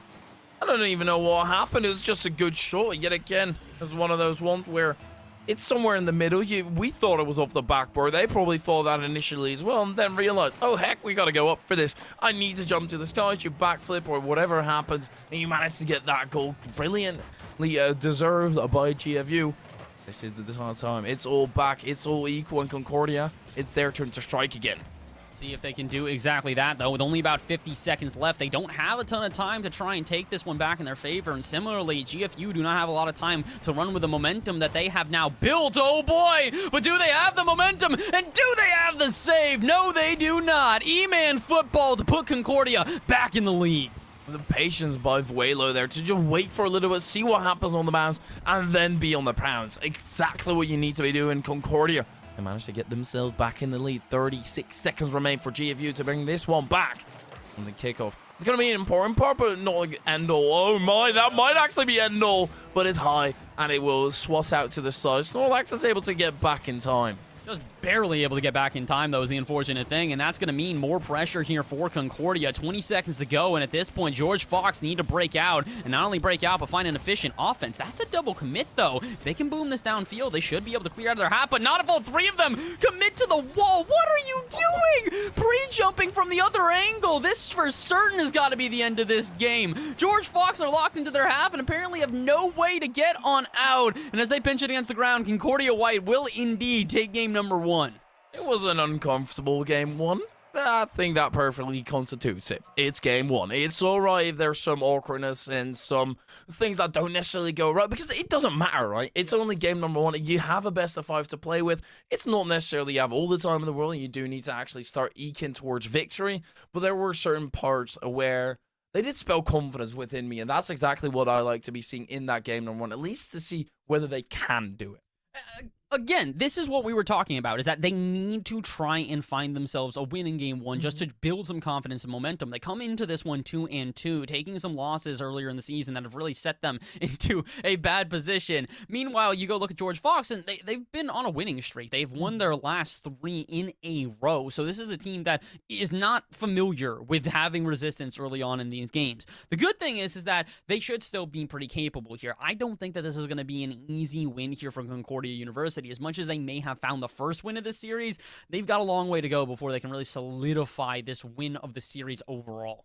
And that's why being 2-2 is not anywhere close to 1-5 like we saw earlier tonight already. 2-2 is still a very respectable scoreline, and it can very much depend on the opponents. Well, they do have the only loss that George Fox have is also a loss that Concordia have taken, but in a 2-3 fashion was on the side of George Fox, and an 0-3 fashion on the side of Nebraska.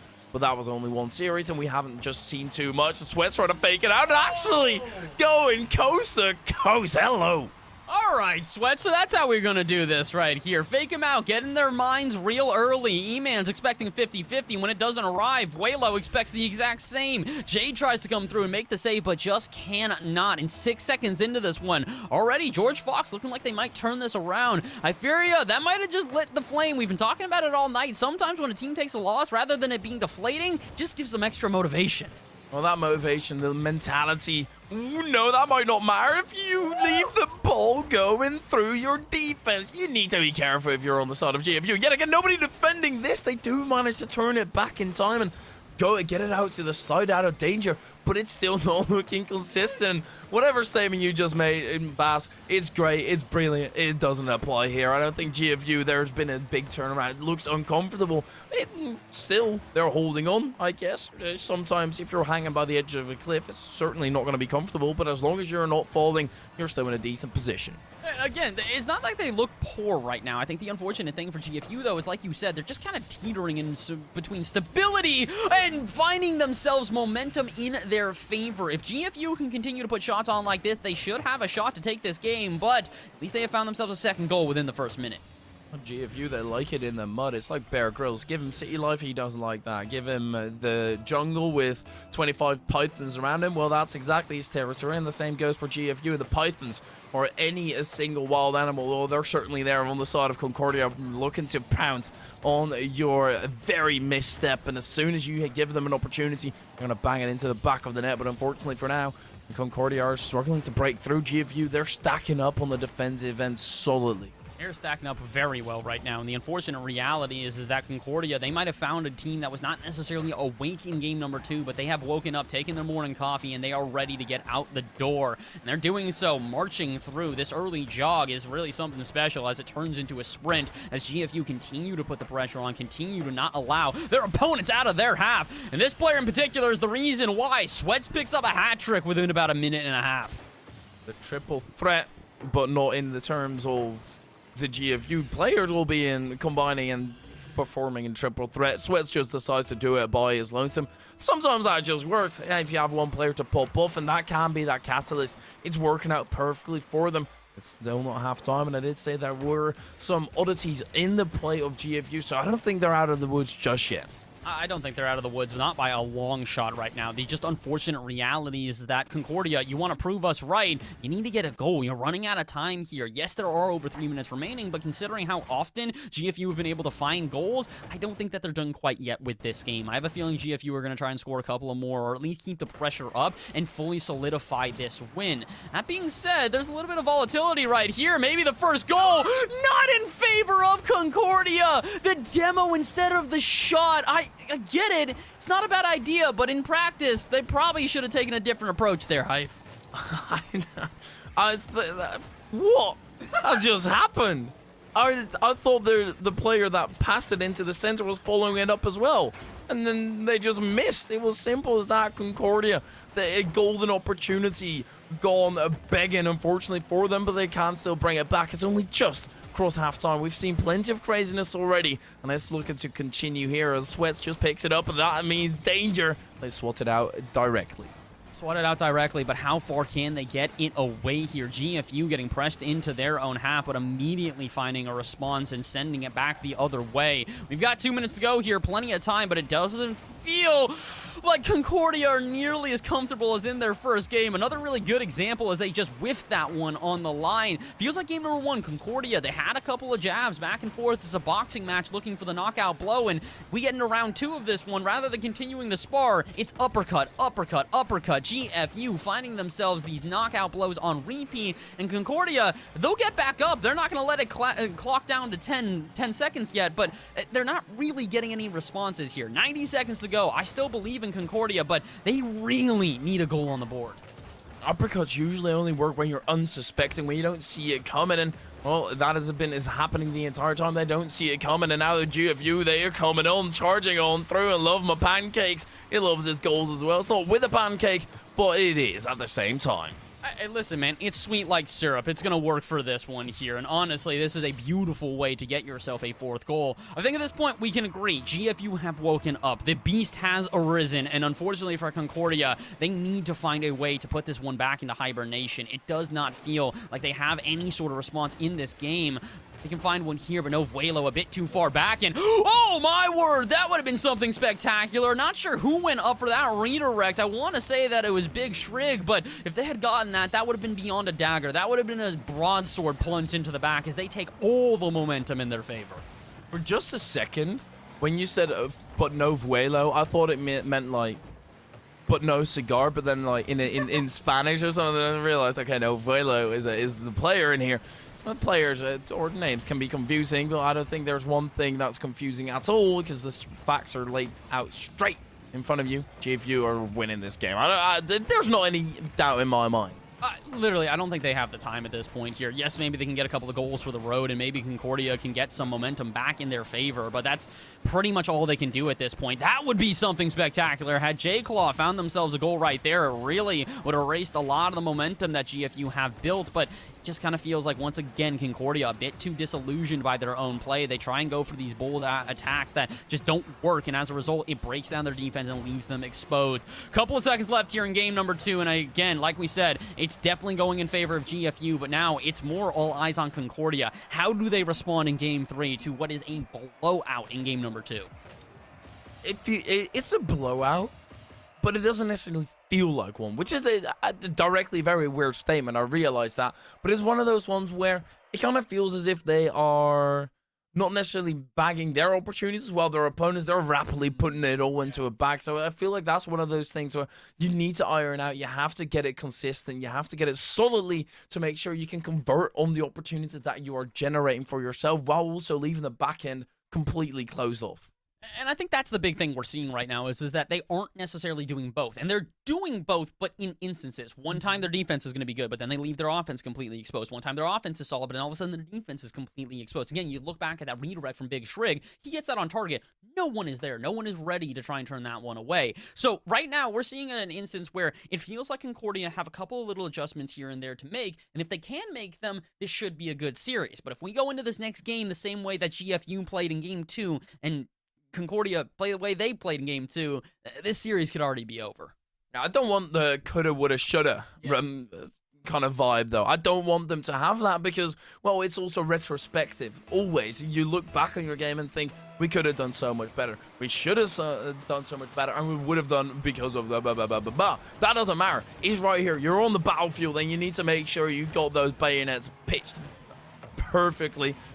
GFU, they're already under some scrutiny by Concordia, but the breakaway was almost happening. J-Claw at least closes it up quickly, and Sweats won't get the 50 anywhere significant. Oh, that's wide. I was hoping that wasn't going to be wide. I really wanted that one to go on in. It would have been a great way for Concordia to find early momentum. They may still, Concordia, find themselves some decent offense, and GFU have no way to handle it. They do march down to the other end of the pitch, but it does feel like GFU right now, maybe you're getting a bit too overconfident, if you will. They've had so much success on offense that they're no longer paying attention to their defense, and maybe they should. Again, game number 1, Concordia did score 4 goals. It was not as if they weren't getting goals on repeat. It was just more game 2, they left themselves exposed far too many times. I like this, though. Concordia leaving a man back, throwing 2 on offense, and hoping that it works out. Voilo puts this one center. Is there a follow-up? But no. Notice how J-Claw is all the way back and prepared. Concordia making some serious adjustments to the rotations here in game number 3, and in my opinion, this is a very needed adjustment. The adaptability shines through. Now it needs to hold, because as soon as Rocket League starts getting frisky and everything starts popping up, for example, like this, where you often have an opportunity and you want to take it, they don't. Mavuelo will charge onto that third man, not getting the double tap. And J-Claw, unfortunately for him, he's off-footed. He can't get it through. And GFU, well, they've just stolen an old lady's purse, and they're getting away with it. I cannot believe this. How on earth have GFU not found themselves a goal, and how on earth have Concordia not found themselves a goal? Panic on either side, but no one able to take advantage of it. We're just about 2 minutes into this one, and we're still at an even score line. That could change here, though. Shot on target, and Sweats will open us up with 3:10 remaining. Hello, that's the 4th for him in a row. Literally, not only for GFU in this entire game, it is Sweats after Sweats after Sweats after Sweats. It's like playing damn ranked in here, but Concordia, they need to actually up themselves in the rankings as well, because GFU, unfortunately for them, they are getting the better of each other. I would say 100% so at this point here, and the question is whether or not we're going to see some sort of response out of Concordia, at least within this game. Yes, they do have another game to play if they lose this one, but the unfortunate reality is that they haven't seemed in favor since game number 1. Yes, they've played well, but again, well is not enough. You need to play to the point where you're taking advantage of your opponent's mistakes and really punishing when the time arrives, and Concordia do not right there. Maybe Vuelo can punish on them, follow-up, no such luck. Snorlax gets in the way, and does have the follow-up as well. E-Man puts on a shot, and although Snorlax doesn't get credited with the save, he will send it out of the half, but he won't send it all too far. 2:30 remaining, and GFU back on their back heel as they move into their half yet again, but Concordia yet to put on a solid shot this game. Everything's been turned away, well ahead of them really getting into that offense. And that's not only due to GFU stepping up on the defensive end. Don't get me wrong, they're stacking the people nicely where the people should be stacked. They're holding a very solid defensive line, but stuff like this, I think exactly this describes why Concordia are not managing somehow. There's a weird mistake, and they do not deal with it by any stretch of the imagination. It's just feeling a little bit awkward, if you will. It feels like Concordia are trying to make those adjustments on their rotations, but in doing so, they leave gaps in places where the rotation was normally covering it. It feels like they're in this little bit of feeling out period, but we're in game 3. You can't be feeling out anything at this point, because shots like that are ripping off every other second. GFU have found their momentum, have found their stride, and this player in particular really has the majority of the goals for this team, as he has already got at least 6. It would have been the 5th one for him in a row had there not been a weird interruption of a scoring position, all of some facilitated by Concordia. I guess they just want to end the streak. Maybe they thought that would work, but it's simply just not the case. Sweats just, oh my word, that is so crispy. This man has literally had a hat trick since he started coming to life. Game number 1, not quite able to get a hat trick. Game number 2, he does, and they win. Game number 3, he does, and I might call it now. We've got 2 minutes remaining, but the issue is, yeah, it's 4-0. It's the same scoreline we saw in the last game, but done quicker. This is even more efficient. That shot, I think, is off target, but is there going to be a follow-up? Yeah, not really. Snorlax gets bumped by his teammate in Sweats, but Sweats is going to put the center. Snorlax is there, and he misses it. All right, well, I would have called it for GFU at this point here, but considering that they can't seem to hit the broadside of a barn right now, I'm maybe not going to. Correct me. Never mind. Overshoot. That's an open net. No one's going to punish. All right, we've devolved into Chaos Hyferia. Hopefully we can get away. You were going to correct that one the other way, huh? You were expecting that still to be a goal, and they just never actually gave the opportunity for you to correct yourself. I think there were about 2 instances, but it's okay.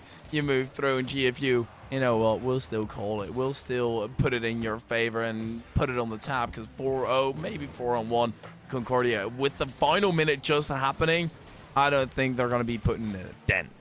I just don't see it at this point here. The unfortunate reality is that GFU, not only do they look efficient, but they're also just not allowing shots to go the other way. They finally do, though. An open net, and Vuelo will find the first. And again, this is not necessarily going to change the outcome here, but it is at least going to give them some confidence. And I think that's a very big difference here, is that going into game number 3, they looked very unconfident. Getting a goal here in game number 3 has actually changed this one around. And although there are 45 seconds left and the outcome is set in stone, Hyferia, we absolutely have the ability to do so. Well, they need to.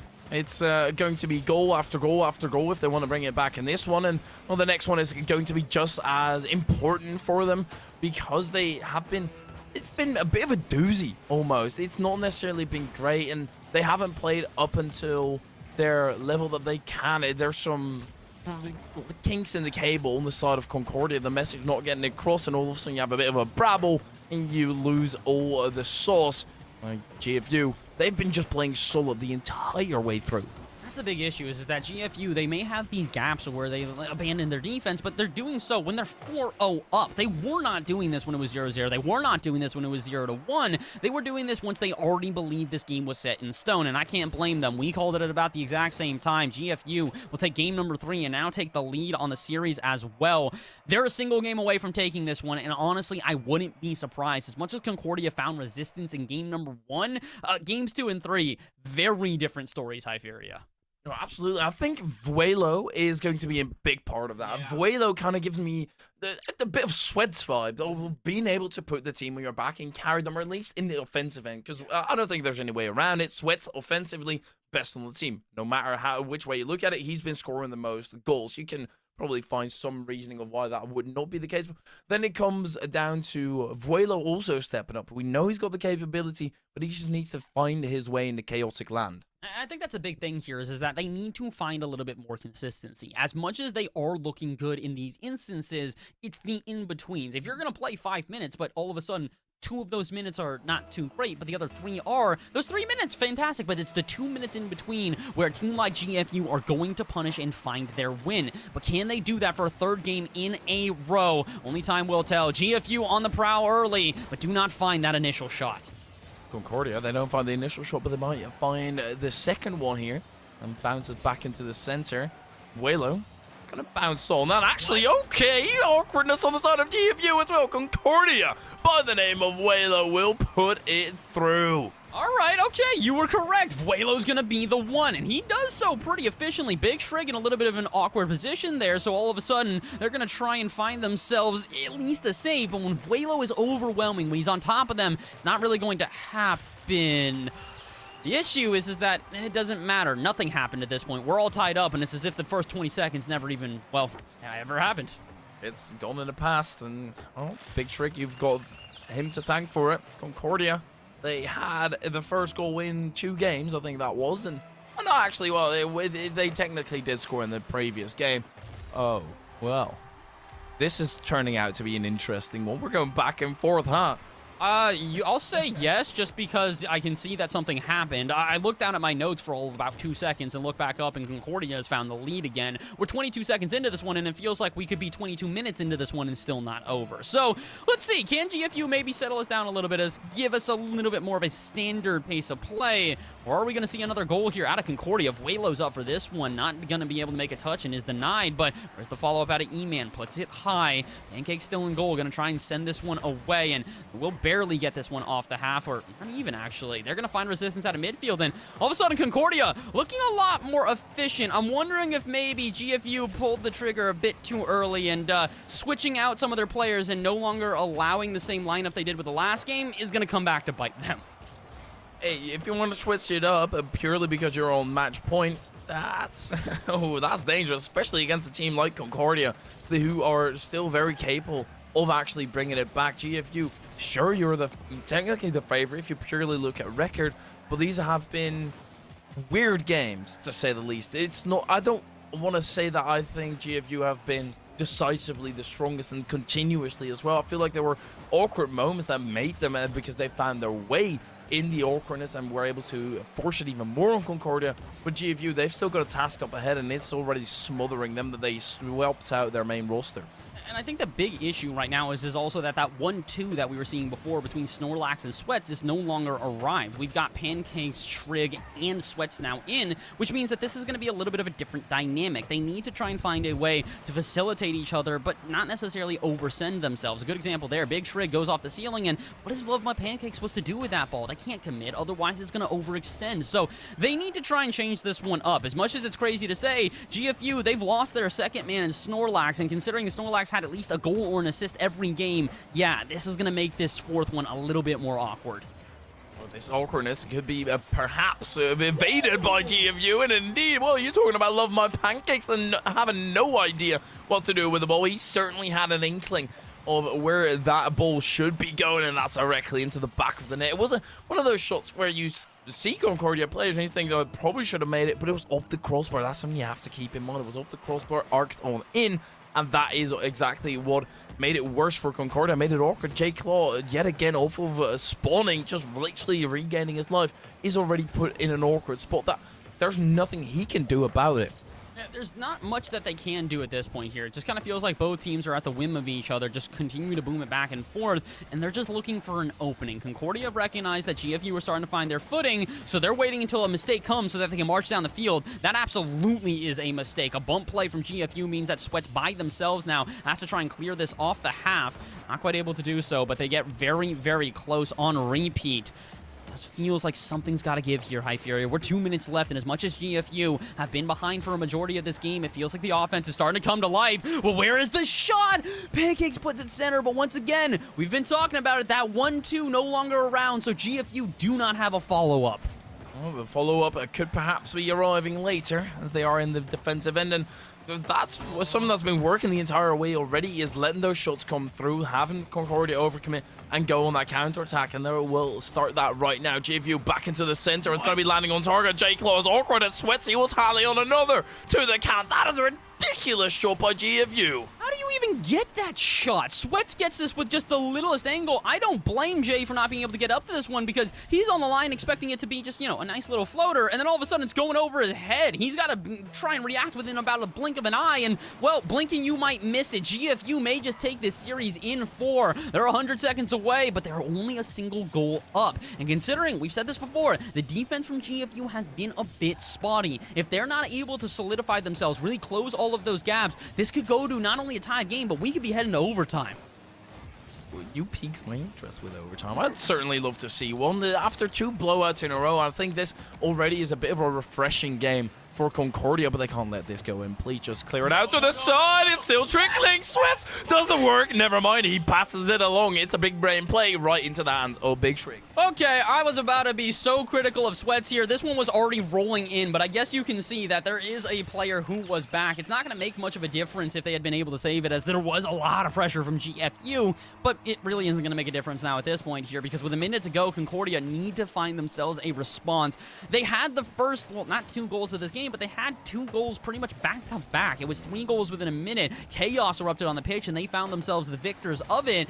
But unfortunately, GFU since then, it's 2 uncontested, actually 3 uncontested goals in a row. So GFU may have started off a little bit cold, but they are now red hot. They have found a way to warm up the iron, and they are pressing everybody back. They might even do it one more time. E-Man a bit overextended. Can they make the save? No, they cannot. And Love My Pancakes might have just closed the curtains on this series. This is the exact same goal that we literally just saw. It was a clear over the top. It was uncomfortable for Concordia, or somebody made it uncomfortable. and they conceded because of it. This time it was just a lot quicker thereafter, and I do hear the curtain rails being used as well. GFU, they're putting their stamp on it, and I don't think there's anything that's going to wash it away. The burn mark has been applied, and well, the W will shine through brightly for GFU. With 30 seconds remaining, I think all that Concordia can do, it's going to make it less worse, and instead, it almost gets made worse by GFU. They're getting incredibly close to finding themselves yet another goal here, but they are also very close to wrapping up this series. 15 seconds left, and like we said, it's set in stone. GFU will take game number 4 and take the series as well to advance their record to 6-1. Again, this was one of these things where Concordia University, they're teetering on the edge of making playoffs, maybe not being able to. This will most likely take away their chances, but for GFU, this is a big win. This will solidify themselves some playoffs, and this will solidify themselves a very good position as they advance to 6-1 on the season. That's 6-1. It's you've been beaten by one team, and that team is probably going to be in the lead, and you need them to lose against somebody else. For that to try and overtake them, even have a simple shot at it, well, you need for your perfect. Apart from that, be perfect. So you have a good record, win every single game that you can, and perhaps you can still snipe that number 1 spot. I mean, listen, I think that they can. It's very possible, but the unfortunate issue is that they've got a week left to do it. We've got one more week here at the NECC, and then that is all said and done. Well, except for playoffs. We're still going to do playoffs as well. But the crazy thing is that we're not set and done here today. We're going to have a quick little break, but when we return, even more Rocket League action here on the NECC main channel. For Hyferia and I, that is the end of the day. We will see you guys next time. Enjoy the rest of your Tuesday, but do not go anywhere. There's more Rocket League action when we return.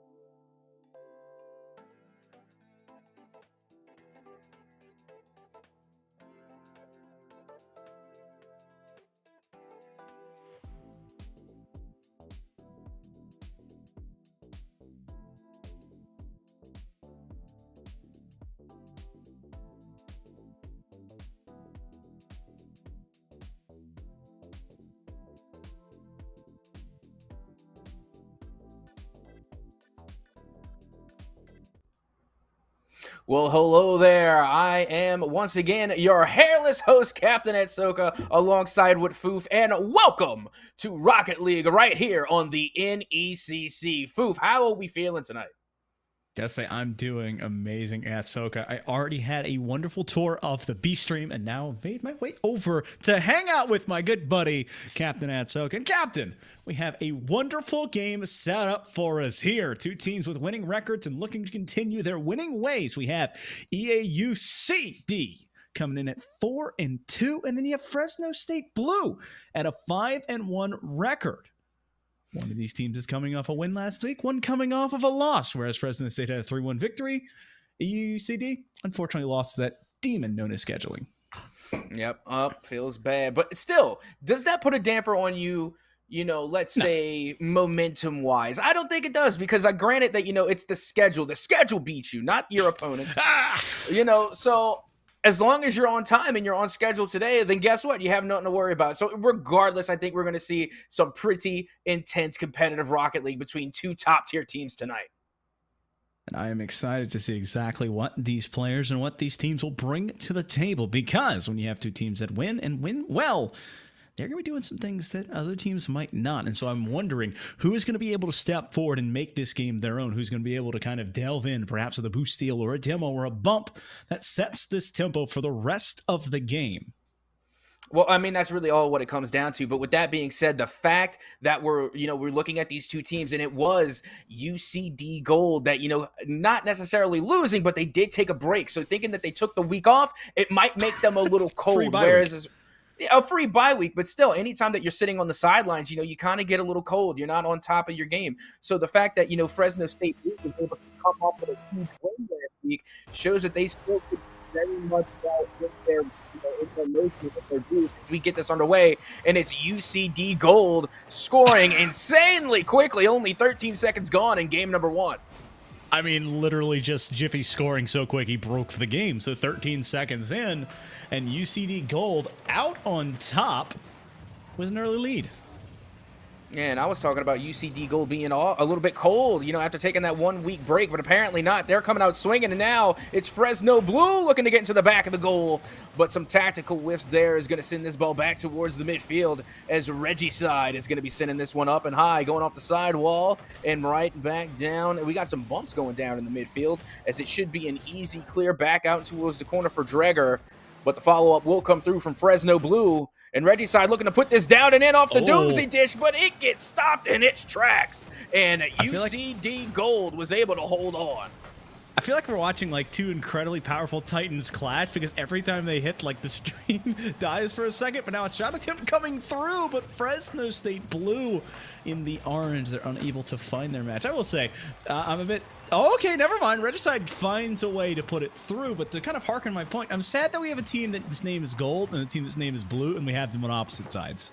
It be like that sometimes, especially with Rocket League. We just got to take those L's in stride. I mean, there's not much we can do about that. It's confusing. It hurts both of our brains. I get it, but we just do the best that we can. More often than not, I don't even look at the colors. I just look at their names. I'm like, okay, this is UCD Gold. This is blue. Colors, whatever. Dreger is going to be taking this one up and to the side, getting not past one but two defenders. Dreger once again getting the touch up high back towards the mid, but the defense will be able to clear this one away as now Regicide on the counter attack from way back when finds the upper 90 and a cheeky little demo on top. Well, it's the second time Regicide's finding the back of that. This time, though, it's coming from that long shot you talked about. With all of EAUCD being up on that offensive side of the field, there's no one back at home, and so now a minute and a half off the scoreboard. Fresno State up in front by 1. But you see, I do like what we're seeing here from both of these teams right now, is because, Foof, out of all of the games that we've casted together, it's always a slow start in game number 1. But here in game number 1, things are off to a very fast pace, as now it will be Laylox to get this touch and get this shot once again all the way from their own territory, finding the back of the net oh so alone on the side of UCD Gold. Well, up by 2 in a very quick fashion. UCD hopped out to the early lead, or the able to answer early, but they've not found an answer as these back-to-back goals are starting to just mount.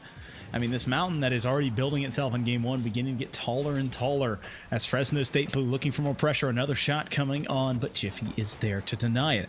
Hyena, slow play in with another pass out midfield. He got a demo and opens the door. The shot coming on from Regicide, and that makes it 4-1.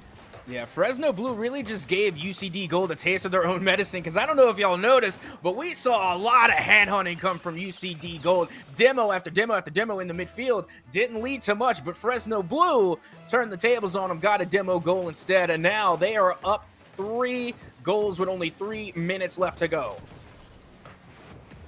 Still a lot of time to be played here, and it's only game number 1. But UCD, they certainly want to find an answer as they have been put under this monster that is Fresno Blue, and more pressure coming on. A save coming from Jiffy.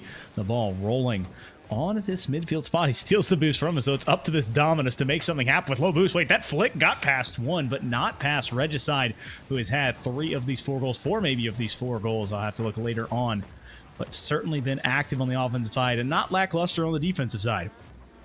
I'm sorry, but I can't help but think that Miffy is paying homage to Jacob right there. For those that don't remember way back when, Jacob originated the cowboy hat Dommy combo. So I appreciate a good homage car when I see one. That looks almost identical to the one and only Jacob. And I love watching, you know, all the different cars and variations, and of course how these players tend to customize them. Well, right now, you need to have more than just a good-looking car. They need to have a good-looking offensive possession. Only have that singular goal to their name and are down 3. Regicide putting another one on. This one's going to be saved there by Jiffy. Pinch attack here coming from Hyena. Pass attack off the backboard. It's right there. Couldn't beat that last defender on the wall, but they cannot find the clear. Regicide sees an opportunity, but he's going to end up getting too far in front of his own bar as Drager credited with the save. And now 90 seconds left to play in game 1. I love how Fresno does not take any time whatsoever to, you know, kind of slow things down. They're just constant attack, constant offense, and now they are back on defense with that clear. What coulda, shoulda, woulda been a shot on target, but they kept it out of their own net. And now with 1:13 left to go, Dreger is going to be going up and high, but it gets taken away, met again by Miffy, who's going to put this one up high, leaving it for Laylox, who's going to be looking for the flippery dude. Philip, flip reset! Got it, but didn't put it on target. Dreger was there for the save. Yeah, but Hyena, once again, into the corner. Slow play here by Jiffy. Gets it past one, but can't get it past Regicide. Regicide leaves it on the outside of his goalie box, and lay low. Does not need to do much of this. Just control the ball and continue to keep the pressure on a pass attempt there, but he can't find a double tap. ISP for the clear, but not much as it's still on this gold half. Able to get it past the midfield stripe here as ICP, but he cannot find that one to go. And so it stands going back towards this EAUC gold half. They need to find a little bit more contested possession. They just kind of throw the ball and chase and end up finding themselves back in a familiar position. Yeah, and again, we're no fortune tellers here on the desk, you know, with only 15 seconds left to go, but I think if I can rub my crystal bald head, then I can pretty much predict that this game is going to fall into the benefit of Fresno Blue. They have come out swinging hard, were able to score insanely early, and then hold on to that lead, and then extend it some, as the final second will tick away, and that will be a Game 1 dub for Fresno Blue. Bulldogs come out in full force there, score first and score last, making it 3 unanswered to turn it their way. 3 for 6 was Regicide, having that hat trick and just incredibly aware on that offense and obviously making his presence felt, but then a couple of saves on the back end, making that player so powerful when you usually expect one or the other, but doing both here at Atsoca. Absolutely, not to mention the pass plays that were coming out. We saw 4 goals on the board, 3 of which came off the pass play. So again, that's what I like to see. It's the pass plays that win the games, and I like the non-greedy player, someone who's not afraid to share a ball around. And also, again, you know, we talk about the hat trick medal. That's everybody's favorite. My personal favorite, the playmaker. So, of course, I love seeing that one show up on the scoreboard as well. But round number 1 was definitely a one-sided venture in favor of Fresno. So hopefully going into round number 2, we're going to see a little bit more reconstruction there on the side of UCD Gold, because now that they're warmed up again, maybe from that one week break that they took, now that they're back within this week, they're able to get game number 1 out of the way, you know, throw it into the back of your mind. It's over with. Let's see if they can make a comeback going into game number 2. Well, the big thing is you really don't want to look at this as a comeback. I mean, obviously you're down 1 in the series, but with it being game 2, you're not really in a bad spot. It's not a best of 3. You don't have to win this one. But if you lose this one, you've got some issues. So the first thing is obviously, let's get to kickoff. Let's find a very solid touch and try to make a play off of that and try to get the first goal or the first shot. I think if you do that, you have some of the best momentum that you can. Yeah, absolutely. Getting that first goal really does set the tone and, again, builds a huge amount of momentum, especially if you get it off the kickoff like we saw from Fresno. By the time we joined in the game, by the time we was even joining in the game, the goal had already been scored. The ball was in the back of the net. Within 13 seconds, there was a goal on the board. So maybe UCD Gold can use a little bit of that momentum for themselves in game number 2, a part of their reconstruction strategy to try and adapt to this Fresno team. I think the big thing here is that when you wonder what team can do what, unfortunately, we're having a server swap. And so any momentum that you had in game 1 is now gone, be it for the side that had 4 goals or be it for the side that had that defensive momentum starting to build as they slowed down that team. And so all of that has been thrown away, and we're going to have a real resetter here into game 2, and it's wondering who can get their feet under them first. It's really a whitewash back to what we were talking about in game 1. It's who can get their feet under them. How can you start this game in the most positive way possible? And obviously it starts with a goal for one of these teams. Yeah, absolutely. And not only that, but also taking into consideration that we are getting that server swap, and now both teams are kind of going to have to take a breather, take a break just for a second while we get these servers ready. And that's really going to change the pace of the game, because I don't know about you, Foof, but back in my old competitive Rocket League days when I was in a tournament, I had to go match to match to match to match. Sitting on the sidelines waiting for my next match was the worst thing for me, because it cools me off, it gets me out of my groove, and then, like I was saying earlier, I really lose the pace. So like you said, we might be seeing a clean reset as we head into game number 2. Well, a lot of it on the line, but the series not on the line. No matter what in this game, it goes either way. We'll still have at least one more from these two teams. But EAUCD certainly wants to find more than a single goal. Whereas you look at the side of Fresno State, they had 0 for 9 shots. They were putting the pressure on. They made it count, folks. It's just that conversion ratio. Now they need to stay up and have those shots where it's not going to be, you're probably not going to have someone shooting 6 times per game, but it's certainly nice to have.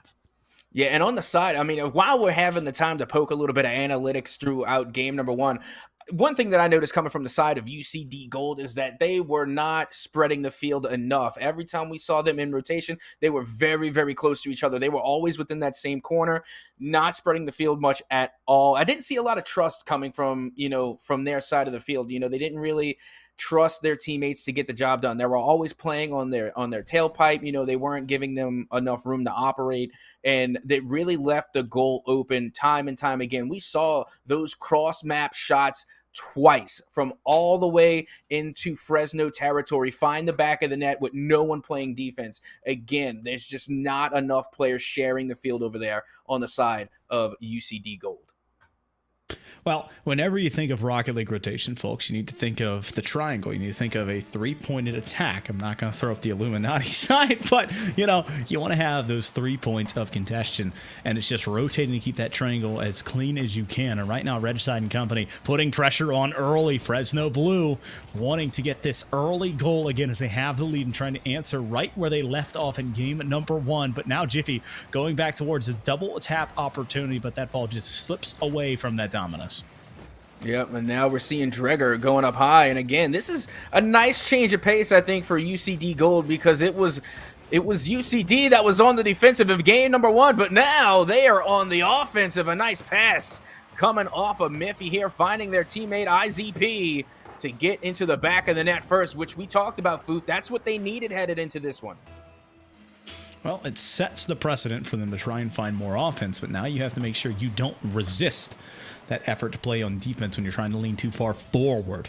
Drager and company, though, trying to find an extender. Low boost, though, as it's denied by Regicide. It's a 2v2, a pass attempt here. No, a 2v3. Is that Demo Hunt looking for IZP, but he cannot find the mark. So Jiffy can't get this one to fall. Drager in a 1v1, a shot, but it's slow and going to be saved there by Laylokes. It was a nice try, though, and as long as UCD Gold is on offense, that means Fresno is having to play defense. So I say keep on putting the pressure, keep taking shot after shot, force the defense to make these last-second saves like we just saw from Laylocks, and just keep them out of your own half for as long as you can, because we already know Fresno Blue can do a lot of damage when they're on your side of the pitch. Laylox, the last man back here. That was a bump on the backside. As now Hyena also getting pushed away. So Drager and company starting to really step up their physicality on these plays. And it is shown in the first 90 seconds. They have the lead. But that's a shot going past. No, to Drager. And that was where they were caught last time. But they were able to not let that one slip past. So they defend the 1-goal lead. Yeah, well, you know what they say, fool me once, shame on you, fool me twice, shame on me, and they have learned from their mistakes, not leaving anything open again, but it will be Miffy, new aerial sins, putting this one in. What a shot, again, from their territory this time, giving them, once again, a taste of their own medicine here. Fresno Blue able to find the back of the net again, and now take a comfortable 2-0 lead. It's that just old adage of not getting enough vertical movement on the jump, but 2 goals now is the margin of difference between these squads. Fresno Blue, they had the game, the offense last time, but it is all defense this game. As now Drager over one, pops it up high, beautiful play, but Laylox did not have that save in that last goal, but makes the save here, but they are not out of trouble yet. Regicide over one, but not over two. The 50 keeps it on this EAUCD gold side. We need to find something more to work with. Yeah, and again, we're just seeing UCD Gold really step it up from a game number 1 now into game number 2, is that they are playing a lot more aggressive, and they're sharing the field around. I don't see them really congesting each other inside of certain portions of the field. They're giving each other a lot of room to operate, and now they can move a lot more freely and get a lot more done. But with that being said, we see IZP having to retreat back to get the save, now getting past one defender with an opportunity here. We'll win the 50 on the second defender as this gets the shot opportunity, but it just goes down by the wayside. Drager had an opportunity, but rushing it in the end, ends up hitting it off the post, thinking he had more pressure than he actually had on him. IZP beat by Laylox. Laylox still on top of this one. He's going to the corner looking for a pass out midfield. Find his teammate. Regicide, though, denied by Jiffy. Huge touch there, keeping it still at a 2-goal advantage. But Hyena going low, saved again by Jiffy. And Jiffy right now doing all that they can in that dominus to protect this lead. That is a dangerous spot to be in, though. All 3 blue cars kind of in a tight rotation now on their own half. They're looking to try and find a way to break through. They're starting to get low boost. Laylox over one, but denied by Jiffy once again. That is 3 big-time saves already coming off that nose. And that's exactly right. I mean, we're looking at Fresno Blue, and it's not like they're making any mistakes. They're playing offense exactly how they should. It's just the overwhelming amount of defense that is coming from UCD Gold as they are able to come up with these clutch saves. And honestly, a lot of those plays coming from Fresno should have gone in. And any other time, if you're not playing pitch perfect defense, those would have been goals on the board. Well, that one right there was just the offense being a bit too close to the backboard. Jiffy looking for this one. That's a flip save to keep it back to midfield. And so Laylox able to get a pass 2 here. He's got it. Wait, this is an open spot. He just needs to make the demo, but IZP has enough distance and enough boost to stay away. So a golden opportunity, it looked like, for Fresno Blue, turns into more pressure for this gold squad as they stay up by 2. Yep, and that goes to show for the people not fans of the demo meta, it actually takes some skill involved to get those demos. And like we just saw on the side of UCD Gold, they were able to dodge the demo and still come up clutch with the save. And there's nothing more that you love to see than a dodge demo and a save all in the same sweep. Well, I mean, just Drager living on the razor's edge to make that save. Laylox putting a dunk on. He's got a teammate there. Regicide climbing the ladder and finds the touchback post, biting into the lead. It only takes them over 3 minutes, but now they have 14 seconds to find an equalizer. Hey, this is their opportunity. 14 seconds can definitely be done. We've seen it happen before. We've even seen it on venues such as the RLCS and even major events like that. So 14 seconds can definitely be done, but it's all up to Fresno Blue, as it will be Hyena to send this one up and high, looking to get the follow-up touch, but will be denied. And now Regicide putting this one down in front of Drager, and all they have to do now is to run this clock out. We'll get the swish and the flick, and now Laylox will keep this ball alive. And it still goes up high from Hyena. Laylox putting this one downfield, looking for Hyena yet again. Off the backboard. Now the shot going off the backboard yet again, but the ball will finally hit the dirt to make it hurt for for Fresno, as UCD will take the dub here in game number 2. I mean, it is just pandemonium there in the back half as Fresno State had their positions. They had cars in the right spot, just could not find that backboard read. But UCD did enough. That's the best thing I can say. They had enough offense, had just enough defense to withstand Fresno State's squad. And so now we stand at a 1-1. A great resetter, Captain Atsoca. And it's a best of 5, but when you have both teams at 1-1, it turns into a best of 3. Yep, that's usually how it goes, you know. But now that we're getting ready to head into game number 3, again, got to give kudos to Fresno State. They only went down by 1 goal. Granted, it took them the entire length of the game nearly to get the first goal on the board, but they did not stop. Literally, even after the clock hit 0, they were still constantly attacking, keeping the ball up in the air, getting the passes downfield, and nearly finding the back of the net. But they ran into the same trouble that they did for the entirety of the match, and that was getting past the UCD Gold defense. Laylokes, ceiling touch here, trying to set himself up. A pass attempt. No, going to have to go for the pinch shot as he caught too much momentum. Jiffy. Sidewall, slow play there, and so now it's off the sidewall for Regicide. He's got a flip reset. He's got a shot coming on, but Draker slamming that door shut, and so the first 20 seconds have been all Fresno State offense, but not much coming of it as they scored, like you said, in the first 13 seconds of game 1, and then have been held scoreless in that 3-minute stretch in game number 2. A shot coming on from Drager, and I didn't think much was coming from this infield pass, but it's just enough to move the defense around.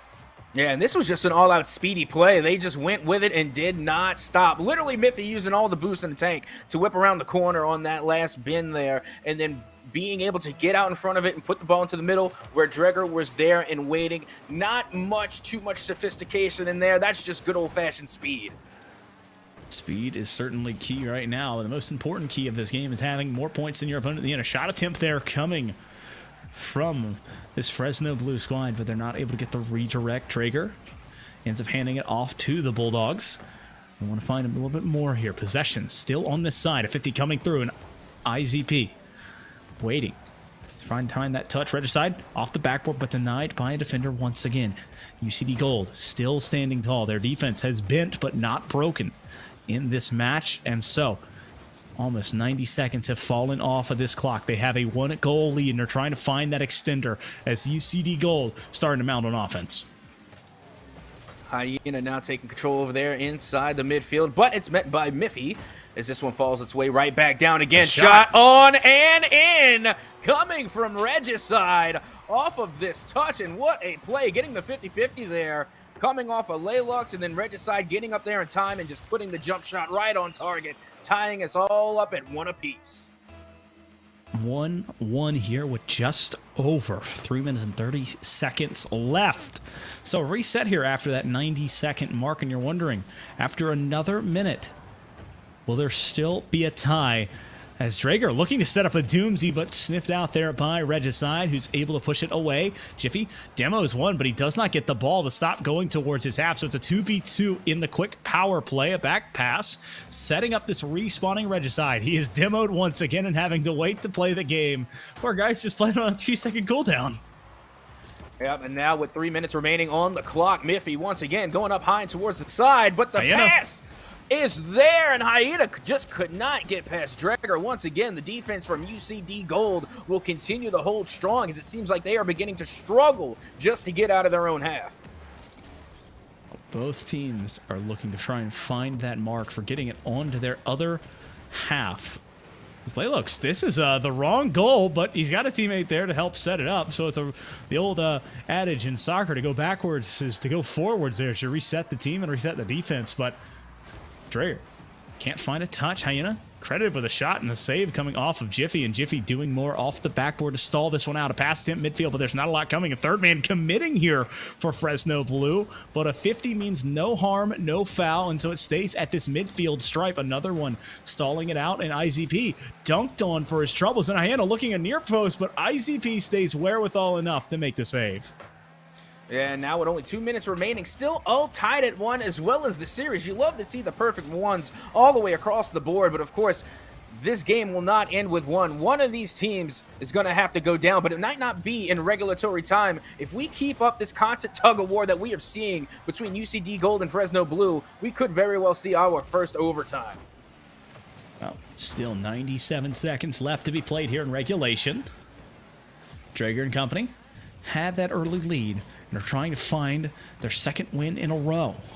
on the side of Regicide and Fresno State Blue. They want to find an answer, and that was the crossbar that could have been heard as this one rings off of it as well. Another shot coming through, and this one's saved and kept away. Shot number 3 coming in, but denied as well. This time it was the post as the crossbar keeps this team at bay, and it goes back the other way. A miscommunication on rotations there as Hyena and Lowlocks collide.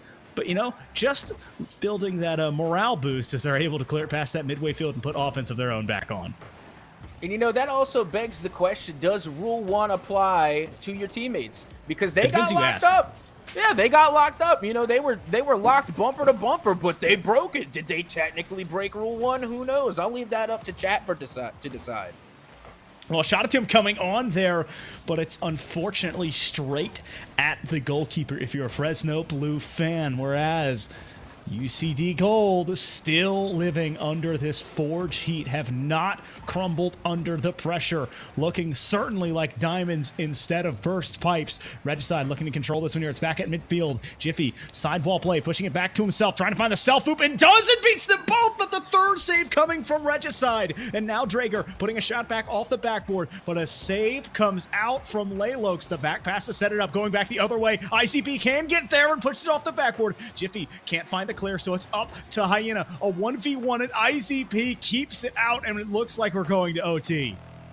It definitely looks that way. Well, you got it here, folks. We are heading in to extra time as we get this one underway. Still tied with those perfect ones all the way across the board, as now Laylocks is going to be going up high, trying to go off the backboard, but it's none other than Jiffy being able to take that one down. And now going back towards the corner is going to be Hyena, going to take a turn, putting this one off the backboard, but Jiffy there once again to beat them out as Regicide is going to put this one down. Now back towards the middle, an opportunity here, but doesn't get there in time to put that one down. Hyena looking to get the double touch off the backboard again, but somehow, some way, UCD Gold manages once again to get the save and clear it away. Need to be careful not to overcommit here, but Regicide doesn't expect the demo, but he wins the touch and wins the 50, and he wins the game. Fresno Blue off of a demo to set it all up. And again, you got to watch out for those demo plays, because we saw earlier that, you know, UCD Gold was falling victim to those demo plays time and time again in game number 1, and Fresno just has that play down to a T. They were able to run it in regulation, and they ran it again in OT, and inevitably, that's what got them the dub. So I'm all fan. I am all in favor of seeing those demo plays come out, especially going down in extra minutes. Well, the big thing is that it'll move the defense around, it moves the offense around, but it can give you power plays. But the thing is, folks, if you lean too far forward and you go for that aggressive play and you miss or you don't find your mark, and it's a 2v3 power play back the other way, but sometimes you have to roll the dice, and it just works out in that way. And Fresno Blue up 2-1 in the series, trying to put it away in 4, where you have UCD Gold need to find another answer and tie this one back up to force game 5. You know what? I'm going to take a minute for a little bit of a PSA, because I just want to talk about how much I love Rocket League players, because us as casters, when we mispronounce a name, we are butchered. Absolutely butchered for it. But then you go and confuse us, because Miffy has it in the game with an M, M-I-F-F-Y, but it's supposed to be Jiffy. So now I'm confused, because now we're saying Miffy, Jiffy, and everything else. So I say to you, be decisive. Let us know what you want us to call you, instead of roasting us in chat every time we mess it up. I will step back from Captain Atsoca's PSA and just, you know, enjoy what I can at my own leisure. But right now, the most important thing is not the names on the cars, but Fresno Blue versus UCD Gold. Game number 4. It's 2-1 in the series, and the first 10 seconds, once again, have been the UCD Gold on the defensive third. But finally, starting to break through and find a respite here. Immediately, though, volley back toward them by Laylokes. And looking again for a demo was Miffy. Couldn't find it, but hold the phone. Fresno nearly found the back of the net, and somehow it did not go in. Was literally flossing the line there as Fresno continued the attack. Going onto the side of UCD Gold as this one will go up and towards the corner. Regicide getting involved once again, but the pass coming out from the corner, and the shot is on and in from Laylocks to Hyena to the back of the net. It is now a 1-0 lead in favor of Fresno Blue. Well, it's a 1-2-3. Regicide wins the 50. Then you have the pass from Laylox, and then you have Hyena to finish it. And so Fresno State working like a well-oiled machine. That is a 1-0 lead for the team that's trying to put this series away. Well, let's see if they can do just that, as once again, they are winning in the series scoreline 2-1. So if they take it here, they will win the series. But UCD Gold is still going to put up a fight here as 4 minutes remaining. Still plenty of time to get that equalizer and tie us all back up at 1. You know, we love that, as now the ball will find its way back towards Miffy, who will come in clutch with that save, but the offense is not done yet, as this will find its way back in towards the corner. Laylox putting that towards the middle, but just a little bit too much sauce on it, as Regicide could not get there in time, and now the ball finds its way back to Fresno territory. Well, past midfield, he's got his teammate, but he can't find it. UCD Gold had that golden opportunity, but it's turned away by mismanagement of the timing and the passes. But Drager putting another shot on, denied by Regicide. So 3 minutes still left to be played in this game. It's only a 1-goal deficit, and UCD Gold will have more opportunities. That one being another, but it's saved by Laylox again. Jiffy wants to win this one. It does. It's a side flip coming out, and the miscommunications, the misplays. Chaos is opportunity. It's a tie game. 100% calculated. This was a tactical whiff to the likes of which we have never seen. Desperately confused the defense there just by feigning to have boost, but really did not, and was able to put that one into the back of the net using just some good old-fashioned big brain strategies. And that's why Miffy has the cowboy hat on. Couldn't fit the entirety of his brain just on the tip of that car. Needed a little bit of extra space there for those big brain IQ plays. So now you're sitting in a spot. Drager needs to get the save and does that at the last second. Laylox wanting to put more pressure on, but does not have a lot of boost to follow it up. Drager, sidewall play here, but denied by Regicide. Looking for that pass, but it gets away from them, and the ceiling sitting just outside of this EAUCD Gold goalie box. Still stuck in this defensive third on the blue end of Utopia Coliseum. Hyena and company looking to mount one more offensive push. A pass attempt, a shot coming through, but a save coming off the nose of Jiffy. Yep, and once again, we are seeing the absolute unrelenting offense coming from Fresno. But with an unstoppable force, it meets an immovable object from UCD Gold's defense. Oh my goodness, when you think it's finally gonna go in, it just gets saved and cleared away. But finally, the fast break play will come out from Fresno Blue, and once again, they will take the lead over UCD Gold. There's an important thing to notice. You see Jiffy sneaking too far forward, thinking that shot was going to be softly cleared out, but instead it turns into an immediate pass that goes back the other way. And so Fresno Blue taking full advantage of the overstepping of the third. Now IZP trying to equalize already, wasting no time at all, but Hyena is able to get the save and clear it away, and now Lolox going to be punishing IZP with that demolition there, as this is going to go back out for Drager, coming back and off the side. Oh, nearly there, but unfortunately Drager could not get there in time to put that one away, as the ball will get cleared out and finds its way back into UCD territory. So looking for a pass there off the backboard. Drager keeping it up high and just trying to keep it away from where everyone else can touch it. UCD Gold needs another touch, and this is an air dribble from Jiffy, and he gets it there, but the teammates collide, and so the goal goes away. Regicide credited for that save, but I think it was still going to be on. The double tap not willing to work, and so now UCD Gold, once again, that offensive possession, but Regicide there to stall it again and again. Trading blows, a track meet beginning to mount in front of our eyes. The teams racing up and down Utopia Coliseum. The ball at midfield, a minute left to play, and it's a 1-goal deficit. The series still on the line. A shot coming through. Laylox putting him up by 2. Yep, no longer that 1-goal deficit. Now they're looking down the barrel of a 2-goal deficit, thanks to Laylox and Regicide for that 1-2 pass play, the ones that we love to see the most. It is now a comfortable 2-goal lead for Fresno Blue, but remember, they can't get too comfortable. Although they have the insurance goal, we know UCD Gold is going to come back as strong as ever with only 50 seconds left to go, and the players play their best when their backs are against the wall. Some people play their best when they have nothing to lose, and that's what UCD Gold has in front of them. If they go down by any more, losing by 2 and losing by 3 are the same answer, and the series ends on a loss. Now it's 30 seconds left to be played. The boys in blue need to find one more. Draker has the air dribble. This has not enough boost, but it's enough perfectly to put it in. It's 2-3.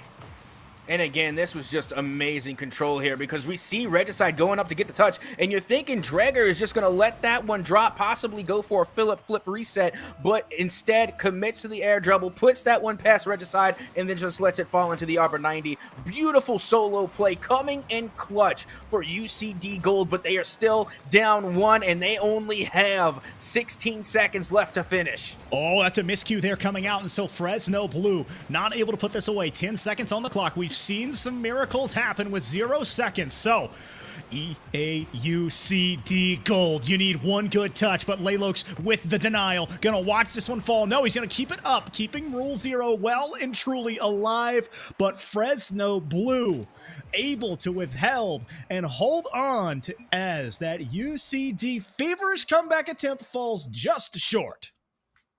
Yeah, and again, that's what we really talked about going into this one. Maybe taking that initial 1 week off, unfortunately, as you like to call it, the bye week, the given bye week. It may have had an effect on them today, because I gotta say, it definitely has an effect on most competitive players when they have to take a week off, and then they come back, they try and get to into the swing of things, and it's just not clicking. The synergy's not there. But with that being said, an unbelievable shot coming from Fresno State, because let's keep in mind, this is no team to wave a stick at. This is a top tier contended team, and they came out showing it today with pass plays galore. There was a smorgasbord of assists on the scoreboard. It was absolutely nuttery buttery offense from start to finish coming from Fresno, and a well-deserved win. Well, that moves UCD Gold down to 4-3, where Fresno State Blue currently resides at a 6-1 record. Both of these teams still above the 500 mark. And this does not do it for us at Atsoca. We still have more Rocket League on the docket. We have South Alabama White going up against Southwestern Michigan College after the break. So stay where you are, and we'll be right back.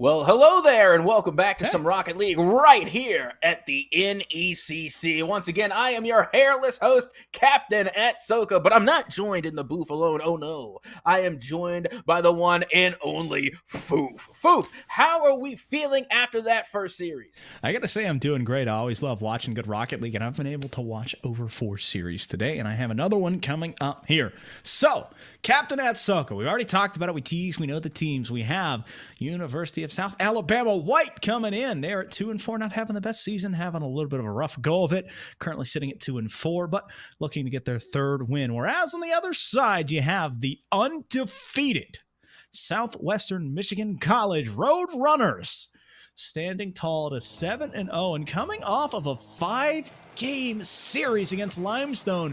You know they're going to be revving all cylinders here.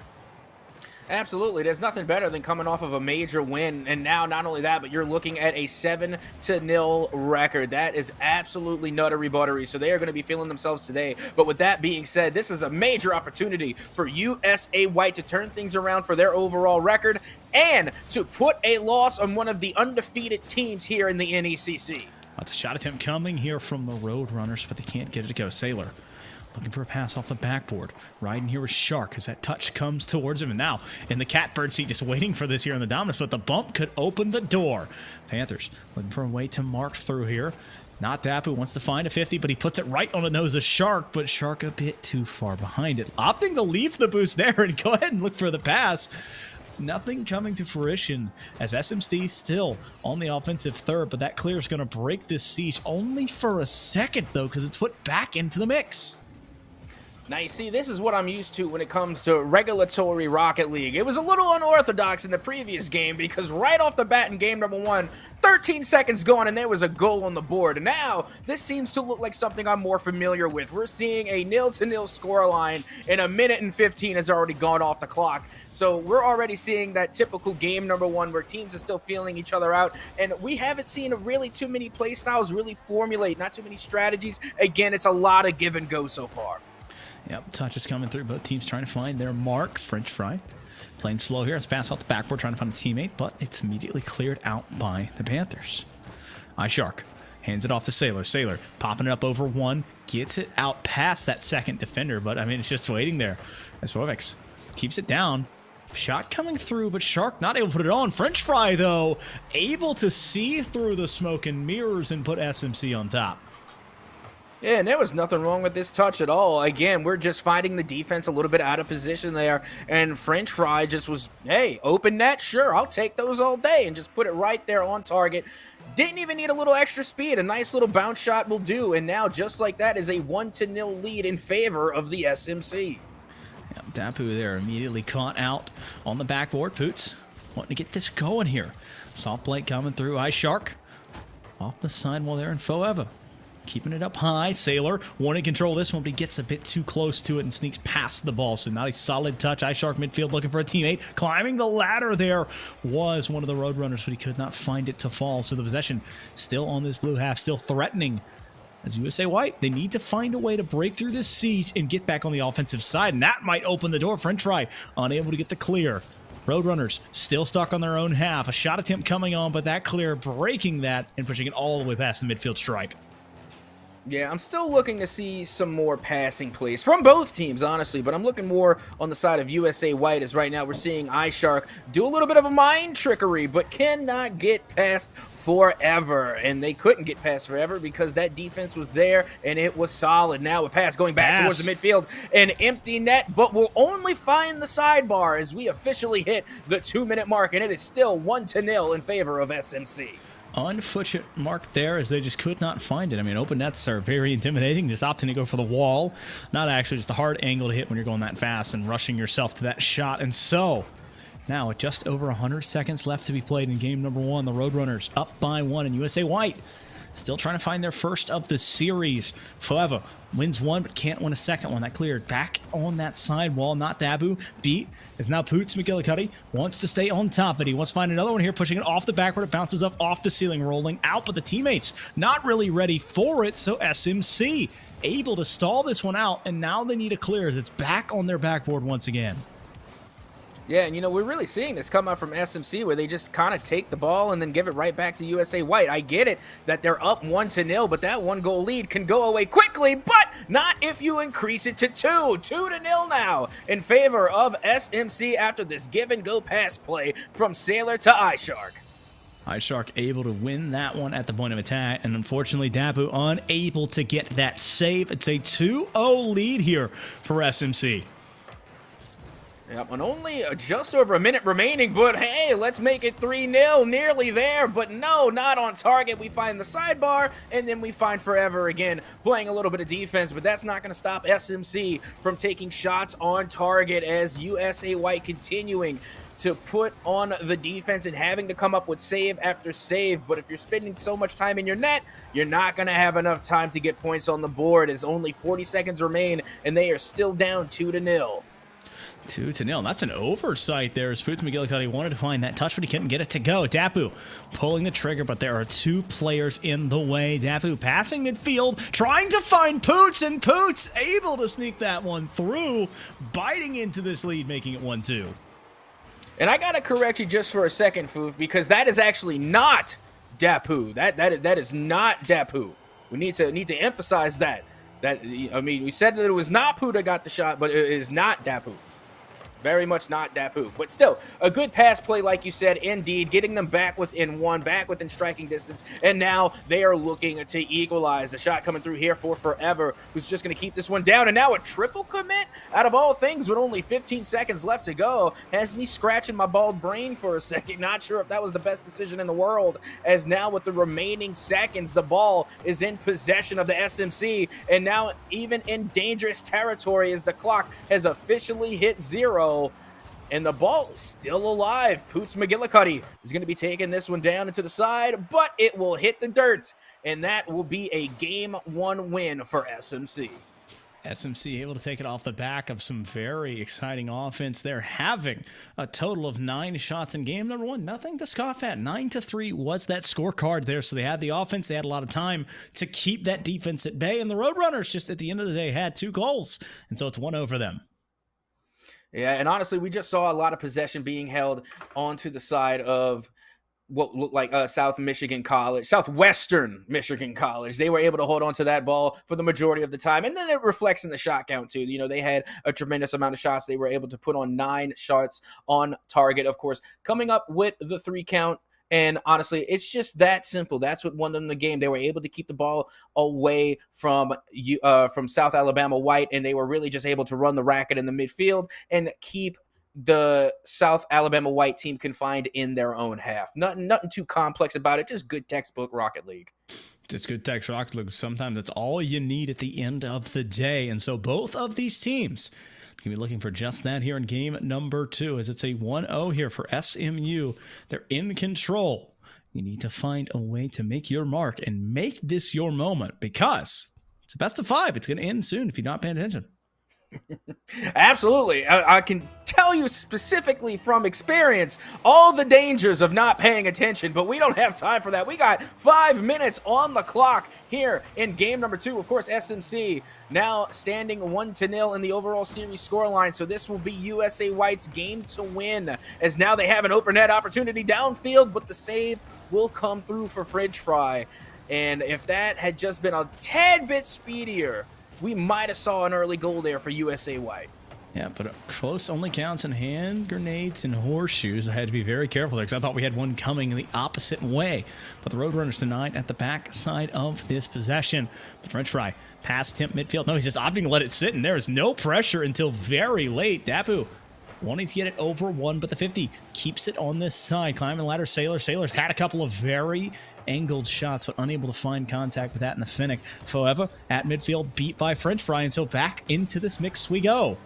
Wait, there's no one pressing? That's going to be a near post play, but they can't get the goal to go? The mistouch on the play. SMC still knocking around. A demo could open the door. Shot coming through, but it's wide right, and it goes off the post. SMC has had the opportunities, but it's still 0-0. And honestly, this is just a familiar set that we're used to seeing, and that's USA White having to play defense on the goal line time and time again, having to come up with these last-second saves, and then it's SMC just playing keep away. But with that being said, USA White has been playing a tremendous amount of defense, getting consistent saves across the board, and that is what kept the scoreline here at 0-0. But now USA White needs to focus a little less on defense and play some more offense. Still locked on the defensive side. Unfortunately, it's out because sometimes you have to play more defense before you can play offense, and they need to find a clear and fast, as that's a double commit, and that's not what they needed to see. Still under siege right now. However, playing into the corner. Slow play out. He's got no boost, but somehow wins over one, but can't win over two. Sailor looking for this touch, but just a bit too overzealous as they fly in and out of your picture there. The ball still living on this blue defensive third, and SMC, they have kept the siege up for what has been almost an entire minute, and it's back onto this side after almost a moment's respite as SMC, the Roadrunners, continue to pour the offense on. And again, they're just controlling that midfield. Their midfield presence is nothing short of immaculate. They've been able to run the ragged, and not only that, but they've been able to get all of the side boost, effectively boost-starving USA White and keeping them once again within the confines of their own territory. But with that being said, SMC has not been able to find the back of the net either. If they're going to try and get on the board, they have really got to get the USA White team out of their own net and prevent these saves from occurring time and time again. So you need to be careful here. Dapu past midfield. That's being a long clear out to midfield. Shark touching off the wall. When we get it going here, he's going to jump up a bit late. No, opting to let a teammate play it, and they just kind of sit and wait for it to come back to them. So French Fry into the corner. Waiting for the handoff. Shark. Shark pulls a trigger, but can't beat the defender waiting in that Foof McGillicuddy. Able to save that, winning a dunk, but can't get it past that third player. And so we sit at just under 2 minutes left to be played. 0 goal score, but that's going to be broken. No, Sailor can't find the touch, and this one rolls past the defense, but is saved by Dapu, and another golden opportunity that SMC could not collect. Now, you see, that was it. That was their goal to score just then, and they're going to be kicking themselves for letting that one slide by, but they're not going to give up just yet, as another save will come through for USA White, and somehow, some way, they are holding on to this 0-0 scoreline, refusing to let SMC into the back of the net. You need to be careful here because iShark has played aggressively. Both of these teams are looking to score on offense, but you've seen that SMC, they are willing to send everyone in the kitchen sink, as that's another save coming off of whoever's nose. Another touch coming through, and now USA White possibly in the possession of their lives, possession of their series, as that's a save coming off of iShark. Not Dapu, looking for this one in the air, but doesn't have the speed or the touch coming through. SMC wanting this one. iShark can't find the 50, but Fueva stays on top at Sailor. Into the corner, goes off the sidewall, trying to find a shot near post, puts it on, and that can't be saved. SMC able to put it in.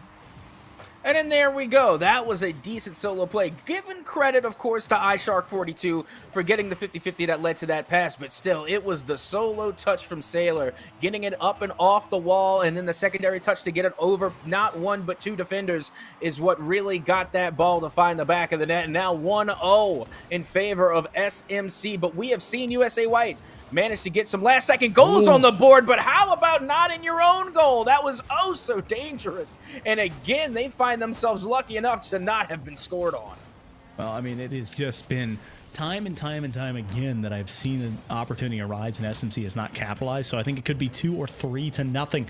But USA White, they need to find one. They need a singular goal right now, and it needs to happen fast. iShark wins the 50 and keeps the pressure on. Food wanting to win this one here, but can't get it. So French Fry past him there, and the touch midfield should keep it down. The ball falling down, more of formality at this point, and SMC 2-0. Yep, and now with that, they are 2-0 in the series scoreline and only one game away from keeping their win streak alive. If they win the next game, they will take the series and go down 8-0 on their record, keeping it picture perfect clean. But with that being said, of course, on the side of South Alabama White, if they do not recover here and manage to get some goals on the board and finally put an end to their score drought, they might be going home in a 3-0 sweep. Well, the big thing is, I mean, they played a lot of great defense, and sometimes it was a bit porous, and other times they played very good transitional game. It's just you need a chance, and you need to find a way, be it passing on the defensive side, be it open it up for the long clears. It's something at Atsoca because, you think of it, we're looking for the meat and potatoes of the meal. They have the garnishing well, but, what is the main course? What do you do? What can you bring to me as a Rocket League team to serve to me as I watch? Can you find that manner, that way, perhaps, Southwest Alabama, to make that go through? I don't know. I just think they need to be a little bit more aggressive. They need to get a little bit mean. They need to start charging the midfield. That's what I'm saying. Get in their faces. They're beating you at the midfield every single time. They're stealing your side boost. That's your side boost. And they're stealing my it from side you. boost. You need to get in there, get in their faces, get in their grill, and start challenging them at the midfield. Otherwise, they're just going to keep you confined into your own half, and they're going to constantly make you play defense where you need to be playing offense. You can't win the game if you don't put any goals on the board. Let's see the turnaround as we head into game number 3. Slow play shot coming on, but denied there by Dapu. Dapu stopped. I called Shark, wanting to find this one, but he can't get it to fall. French fry playing underneath this one. A shot coming through as that one's turned back the opposite way. So a bit of tennis, bouncing back and forth, trading volleys as both teams trade these long clears. Yep, long clears will get the job done if you're trying to break out of your own half. And now, unfortunately, a double commit will not get the job done for USA White. And SMC, once again, keeping to their weapons here as that undeniable offense continues to come through for SMC. And once again, they're taking shot after shot. And finally, one will fall with only 40 seconds gone. No, I'm sorry, 50 seconds gone. And they managed to put one goal on the board. Now 1-0 yet again in favor of SMC. Well, it's just a big-time dunk in front of the net, and sometimes it just does not go the way you need it to. But Fry able to force that one in and get out to an early lead. And SMC up 2 games and now up a goal in game number 3. 4 minutes left to be played. Looking to find extension here. That's all 3 players. That's a 3v1, but everyone backed off. They had the power play, they had the ball, they had the boost, but they opted to leave it for a 1v1. Maybe ISO was called in the comms. Yep, maybe. And we all know how important comms are. You got to talk it up. You got to speak it up to your teammates. Let them know a little bit of something. Give them as much idea of where the ball is and where their teammates are at all times. Communication is key, especially in a game like Rocket League. And now it's going to be Poots McGillicuddy trying to put that one down and in, but iSharks will clear it out as the ball finds its way back into USA White territory as the 50 will go up high. Is now not Dapu is going to be putting this one down, and once again they are just giving possession away to SMC as Forever is going to put a stop to that as they will win the 50 out, making this one go back down towards the midfield. And the demo coming through from iShark is going to put an end to not Dapu. Is now not Dapu is going to be putting this one down back towards the SMC territory, but once again we just see them struggling to put any shots on target so far. Well, it stands here as they need to find their first mark. That one's on their own side, and that's not the shot we were talking about, my friend. So I was worried that was going to go the wrong way. A demo coming through, but miscommunication as that challenge comes early with the demo as well. So the ball's still on Fueba's nose. Poots waiting for the pass, so the pass never comes. The respawning Dapu able to stay on this. iShark, though, keeping the pressure on and flipping the field the entire length, making sure that ball does not turn early to give his team time and just space really to get that boost back and kind of get that wherewithal after that demo into a double commit. Yeah, and that's what we're seeing. That's why the demo meta is so strong, and that's why the demo plays cause such a disturbance, because it can force these missed positions. It can force a double commit. And so far, what we're seeing from SMC is an absolute demolition derby. We already saw iSharks go absolutely nuttery-buttery on to not Dapu, but finally, they're going to return the favor, and they're going to put the Shark down as another demo will come out on the field. But now a shot opportunity from the Sailor will put this one on and in. No demos needed there. It is now a 2-0 lead in favor of SMC. I love the reasoning and understanding that Sailor has to get back down and pinch this ball as quick as he can. He obviously is not in the best position to do so, but getting enough of a touch to beat that last defender. means the Roadrunners now up by 2 goals in 2 games. A 2-0 scoreline, now looking to make it 3, but French Fry can't get it to fall. The possession still on. All 3 orange cars still up and around in the mix, very much alive in this offensive possession, but Poots able to throw it into the corner and try and stall this one out. 98 seconds left to play, a pass midfield. That's a shot coming from Sailor flying into your screen. It's 3-0. Yep, once again, we're seeing Ice Sharks and Sailor really connect here with the 1-2 give and go, and that's all you need. Sailor already there and in the air to put that one into the back of the net, and now 3-0 in favor of SMC. And again, this is what we were talking about that we wanted to see from USA White, but unfortunately, we're not seeing a lot of pass plays come from USA White, at least not intentionally. Not a lot of ball control on their side of the pitch, unfortunately. But when we look at SMC, we can constantly see the communication, and we already talked about how important the communication was. And right now, it seems that SMC, they just have it on all sides as Ice Shark once again finds Sailor. It's like these 2 teammates just have telepathy. They know where they're putting the ball without even saying it. This is some top-notch team plays coming out from SMC. Yeah, the University of South Alabama, unfortunately, the Jaguars are just bending under this pressure and have given away 4 goals now in game number 3. And this mountain continues to get higher and higher as they have not found a goal in over 9 minutes of Rocket League game time, and SMC still firmly in control of the series and looking to put it away and make it a sweep.